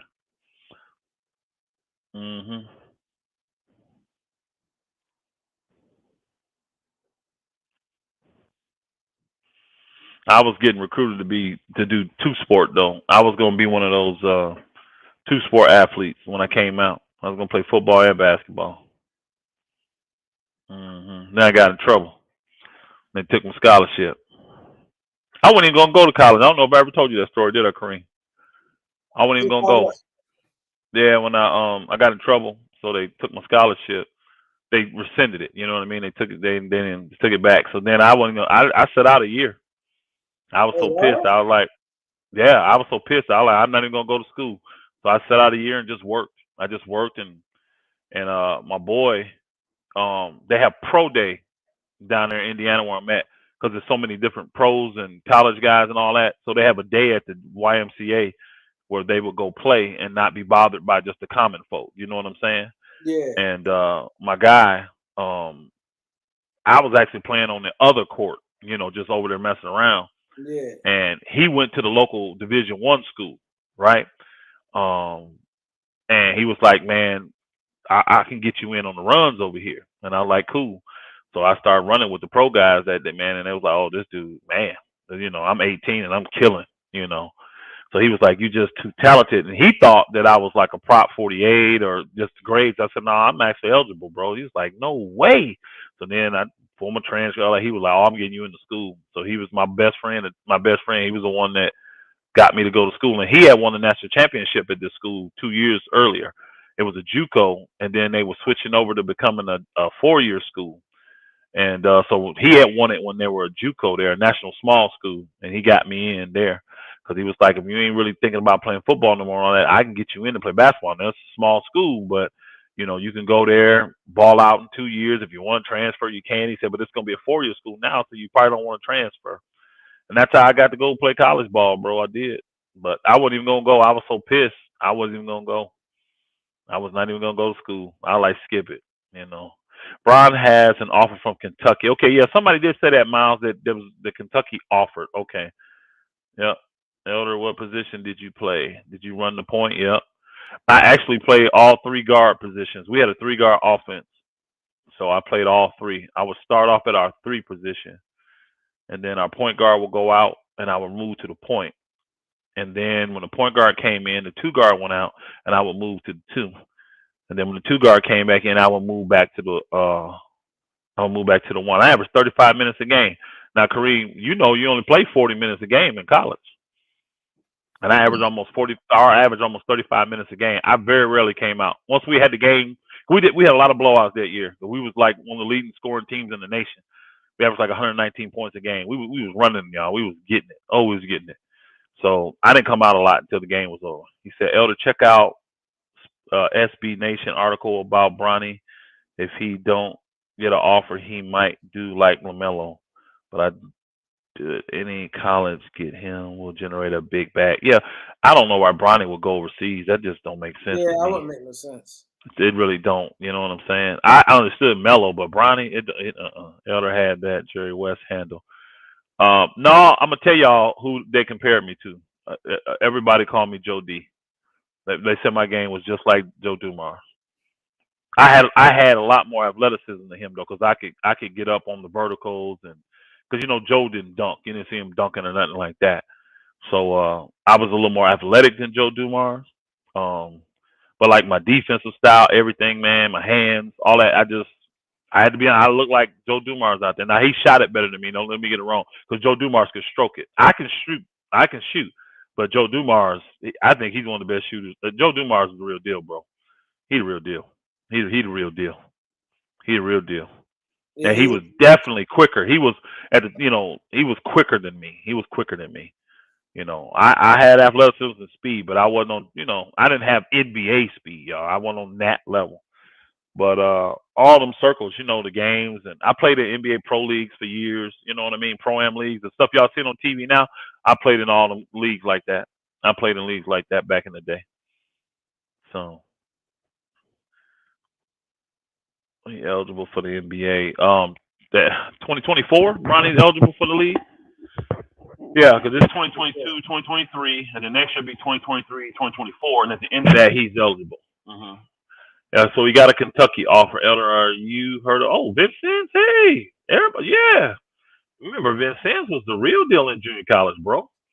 Vince Sims was the real deal. Yeah, there's a couple guys that I played against in high school and from that area that went to Vince Sims. They did pretty good. Yeah, Vince Sims was the real deal, bro. Real deal. I mean, them Vince Sims teams, they could compete against some low level Division I teams, man. A lot of them Division II schools like Kentucky West and all that, man, those schools could play, bro. They had a bunch of guys back then. Because you remember back in our day, Kareem, it was big time guys not eligible, Prop 48s. Remember, they had all that stuff back then. So there was a lot of talented guys that just didn't have the academics to get into college, and they would go to these junior colleges, man. And man, they get it done. And that era I was in, that was big for junior college, and it was big for Division IIs. It really was. So, but Vince Sims was up there. They were up there. They would get guys from all over the country. You played at Kentucky Wesleyan? Stewart, you played at Kentucky Wesleyan? Well, how old are you? Because they Division I now, right? They Division I? I think they moved up to Division I. Kentucky Wesleyan did. I think they did. He said LOL. Maybe he's joking. He don't know. Maybe he don't know about it. Maybe joking because of the name, but shoot, you remember Kentucky Wesleyan, don't you? You ever heard of him? Kareem? Yeah, Kentucky Wesleyan was like a powerhouse in Division II basketball. Oh, he said They he were played a power. football. He said he played football. Oh, okay. Yeah, they football team sucks. Yeah, they football team sucks. Their basketball team was a real deal though. Yeah, they got cats that doesn't make the league from Kentucky Wesleyan, man. I mean, hey, Kentucky Wesleyan, them bookers just get after it, bro. They had ballers. Wow. So you from the Midwest, bro? Stewart? He said the top JUCOs in Kansas, Chicago, Florida area. Now it kind of shifts. You know, it kind of shifts. Like back then, I'm trying to remember who the top JUCOs. Kentucky Wesleyan was one of them. I'm trying to remember. There was one out in like Missouri that was good. I can't remember the name of those schools now, but yeah, Kansas had a good one. Yeah, Kansas is good for JUCO. Kansas, you JUCO football or basketball. No, Oh, he you from from Louisville? Louisville. You right there, bro. You right there. Yeah, you right there. You right No, there. What I you? ain't played college basketball. Chris, that's what my and right at that time, like I said, I was a beast, but my life started turning around. You know, Hey, things Stewart, changed. what year? What year you graduated high school, man? What was your graduating year in high school? 89, 90, 90, and 90. That's you, right? You talking to what you said? You graduated 90, right? Yeah, I could have, but that's when I left school. Oh, I okay, supposed to okay. graduate at 90. I Yeah, got my that's the year I graduated. yeah. These New York dudes got handles, yup. They love their handles. That's it. They more fluff than anything. She said, Ruth, you was knocking folk down, fouling, going to the wrist. Now, believe it or not, I was more because I was a guard, y'all. I was more perimeter.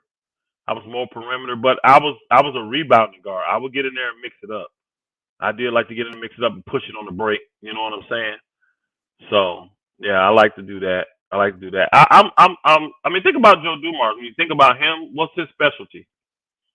Joe Dumars is a jack of all trades. You know, and that was me. I did a bunch of stuff really good, but I wasn't elite at nothing. You know what I mean? Besides defense, my defense would have been the thing that they probably would say was elite. Was my defense back then. Yeah, but I was an above average shooter. I had average handles. I had above average. I was in the middle between average and above average hop. You know, because again, 6'3" guard, you don't expect them to be dunking the ball all the dang time.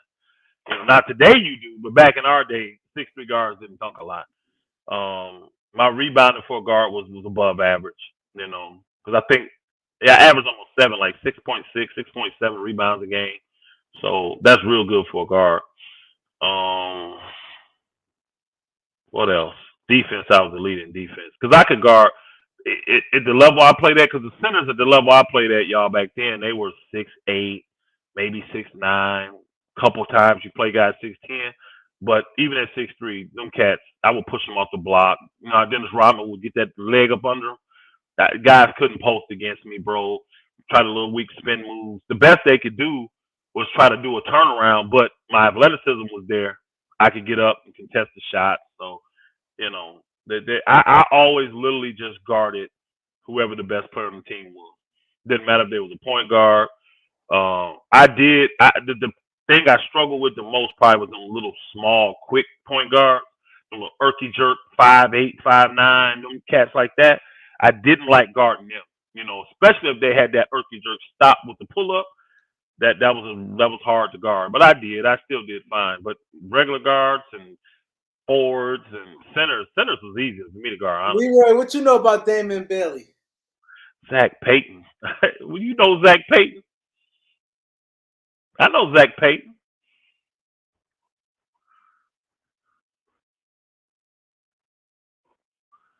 Oh, Damon Bailey was. Remember that's the year I graduated. I graduated with those cats. Yeah, because I played against Damon Bailey. Damon Yeah, Bailey I was was in that. nice. I was in that good for high school and college. Oh, he I mean, said class of 90, yeah. we couldn't touch Damon him. Bailey, We couldn't touch him in high school. You couldn't touch him. If you breathed on him, it was a he, foul, bro. he, I knew he wasn't no pro though. I knew all them other cats, the Calbert Cheneys and the up north. Sean was a couple years before us, but then Glenn Robinson was years behind us, a year behind us. All them guys I knew was gonna be, Yeah. pros, but I knew Damon Bailey wasn't gonna be no Steve NBA player. Alford. Yeah, I remember Steve Alford. Oh, this person must be from. I gotta see who this is because they know all my people. She said he must be. Yeah, EV. I can't see who that is though.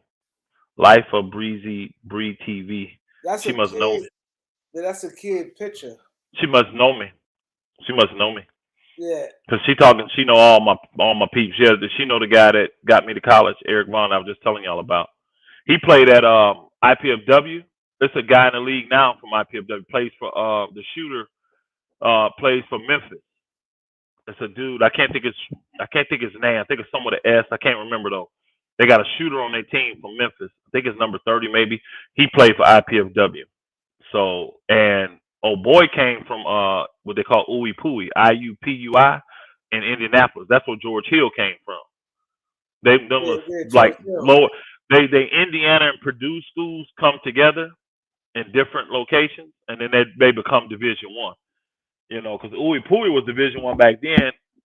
IPFW was Division Two at first. Then they moved up to Division One. I have coached. Yes, I have coached. Yep, I have coached. Yeah, George Hill. He was real good. He was real good in college. Real good. I think he led them to the tournament, if I'm not mistaken. I think Ooey Pooey went to the tournament that year. Yeah, Derek Phelps, Khalid Reeves. Yeah, Khalid Reeves was a beast. I remember Khalid Reeves. I remember him. I remember them dudes. Yeah. Well, I remember Devin George. I remember they took him out of Division III school. Devin George played in the league. What he played 10 years, didn't he? Nice. I remember Khalid Reeves. Yeah. Khalid Reeves always like kind of strong. Khalid Alameen. Yeah. He's from Jersey. Khalid Alameen from Jersey. He ain't a New York point guard. Nah, he's from Jersey.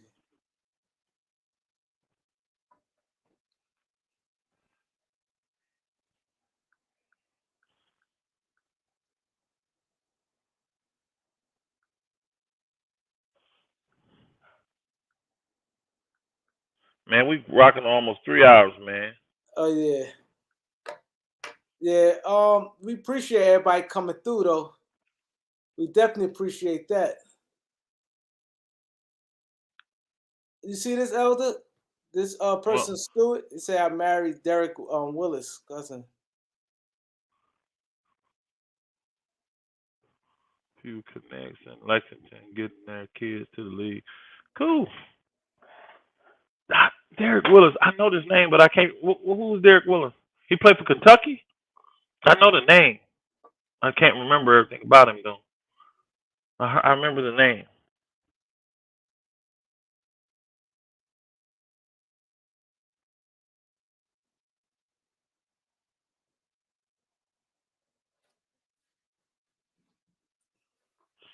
All right, Kareem, let's shut this thing down, bro. Yeah, appreciate it. Everybody, hit that subscribe. If you haven't subscribed, hit that subscribe on your way. We got to get to 6,000, man. That is the goal. I want to do it before the month ends. We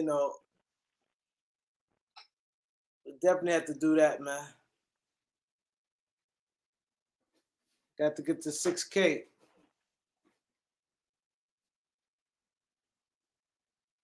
You sleep? I'm looking at something. Mont Dog was good. Mont Dog is in the building. SM, Judah, Ryan, Nazir Jones, I Really Hoop, Stewart, all you guys who just came in. Gregory Brown. Man, we appreciate y'all. We really do. Get the like, subscribe. And Hold on, we holler at you guys. I thought I saw. I was going so fast. I thought I saw somebody ask me a question. Somebody ask you a question? I thought I did, but Gregory Brown said he'll play me. Okay.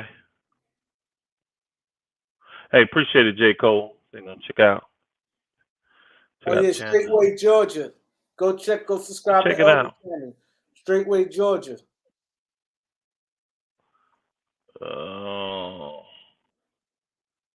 I thought somebody said Roof. When I hear Roof, them people that got to know me from way back in the day. Yeah, Sean went to that junior college because of the academic stuff, but I don't even think he played there really. He just had the issues, and he got through the semester. As soon as he was eligible to go to the draft, he went to the draft. Yeah, he went Sean right Kemp. to it. He was Yeah, a beast though, man. he's a beast. Man, he was a beast, bro. Like I said, live, Sean Kemp, LeBron James, and Corey Maggette. They're Corey the McGay best. was strong as Those are hell. the best. Those are the best high school players I ever seen live play. Don't get me wrong. Eric Gordon was good. He was very, very good. You knew he was a pro. Blah blah blah. But I'm talking about watching these dudes play live in high school. LeBron, Sean Kemp, and Corey Maggette. Oh my God. Watching them dudes play, bro, you was like, these dudes is just straight men. And Big Dog right there too. Like Big Dog and Eric Gordon. Because again, I'm in a certain region. Um, oh boy was really good in high school too. Um, um, uh, uh, Miles from St. Louis. What's his name? What Brown to the Heat? You said what? He said Brown to the Heat. Did y'all see the report? Who are you talking about? No. I was a Mount Dog. I wasn't no agent. I just did a little recruiting work for an agency for a couple years. Right around the time LeBron and all them was coming out. Darius Miles and all them. During that era, I was helping out doing some recruiting for an agency. So yeah, Darius Miles, he was good. He's not. I still say no. Larry was good. Larry was very good. This is Aaron Big Bro. Oh, Aaron, that's your little daughter on there. Oh, salute, Aaron. What's up, Doc? That's my boy Aaron, man. I couldn't see, I couldn't tell who that picture was of. That's of your daughter, man. Man, she done grown. Wow. I just seen him a couple weeks ago at old boy's funeral. Remember, I went to Flanagan's funeral. He was there. My boy Aaron, man. Shoot. Oh yeah. Let's see here. Man, salute, Aaron. Good to see you in here, my brother. All this Yeah. time he's incognito.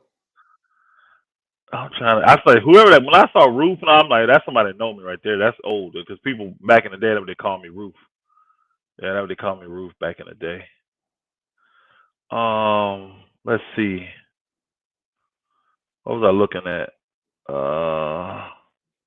Yeah, but them would be the ones, man. Kemp, LeBron, and yeah, Kemp, LeBron, and Corey Maggette. Like that I seen with my own eyes in high school. Them boogers was men among boys. Yeah, yeah. Just being around because I had friends that were agents and well still do. One of them still agent and all that, but it just you learn so much, man, being around them, seeing them, dealing with them. Um, if you've been around, you get a chance to uh start going over contracts and all that kind of. I'm telling you, man. I'm telling you, when you understand that stuff to a certain level, you understand what's going on when these teams are doing some of the things they're doing and some of the moves they're making. Yeah, I did, Aaron. You right. I did. I didn't like them shifty dudes, man. Them little shifty dudes, I didn't care for.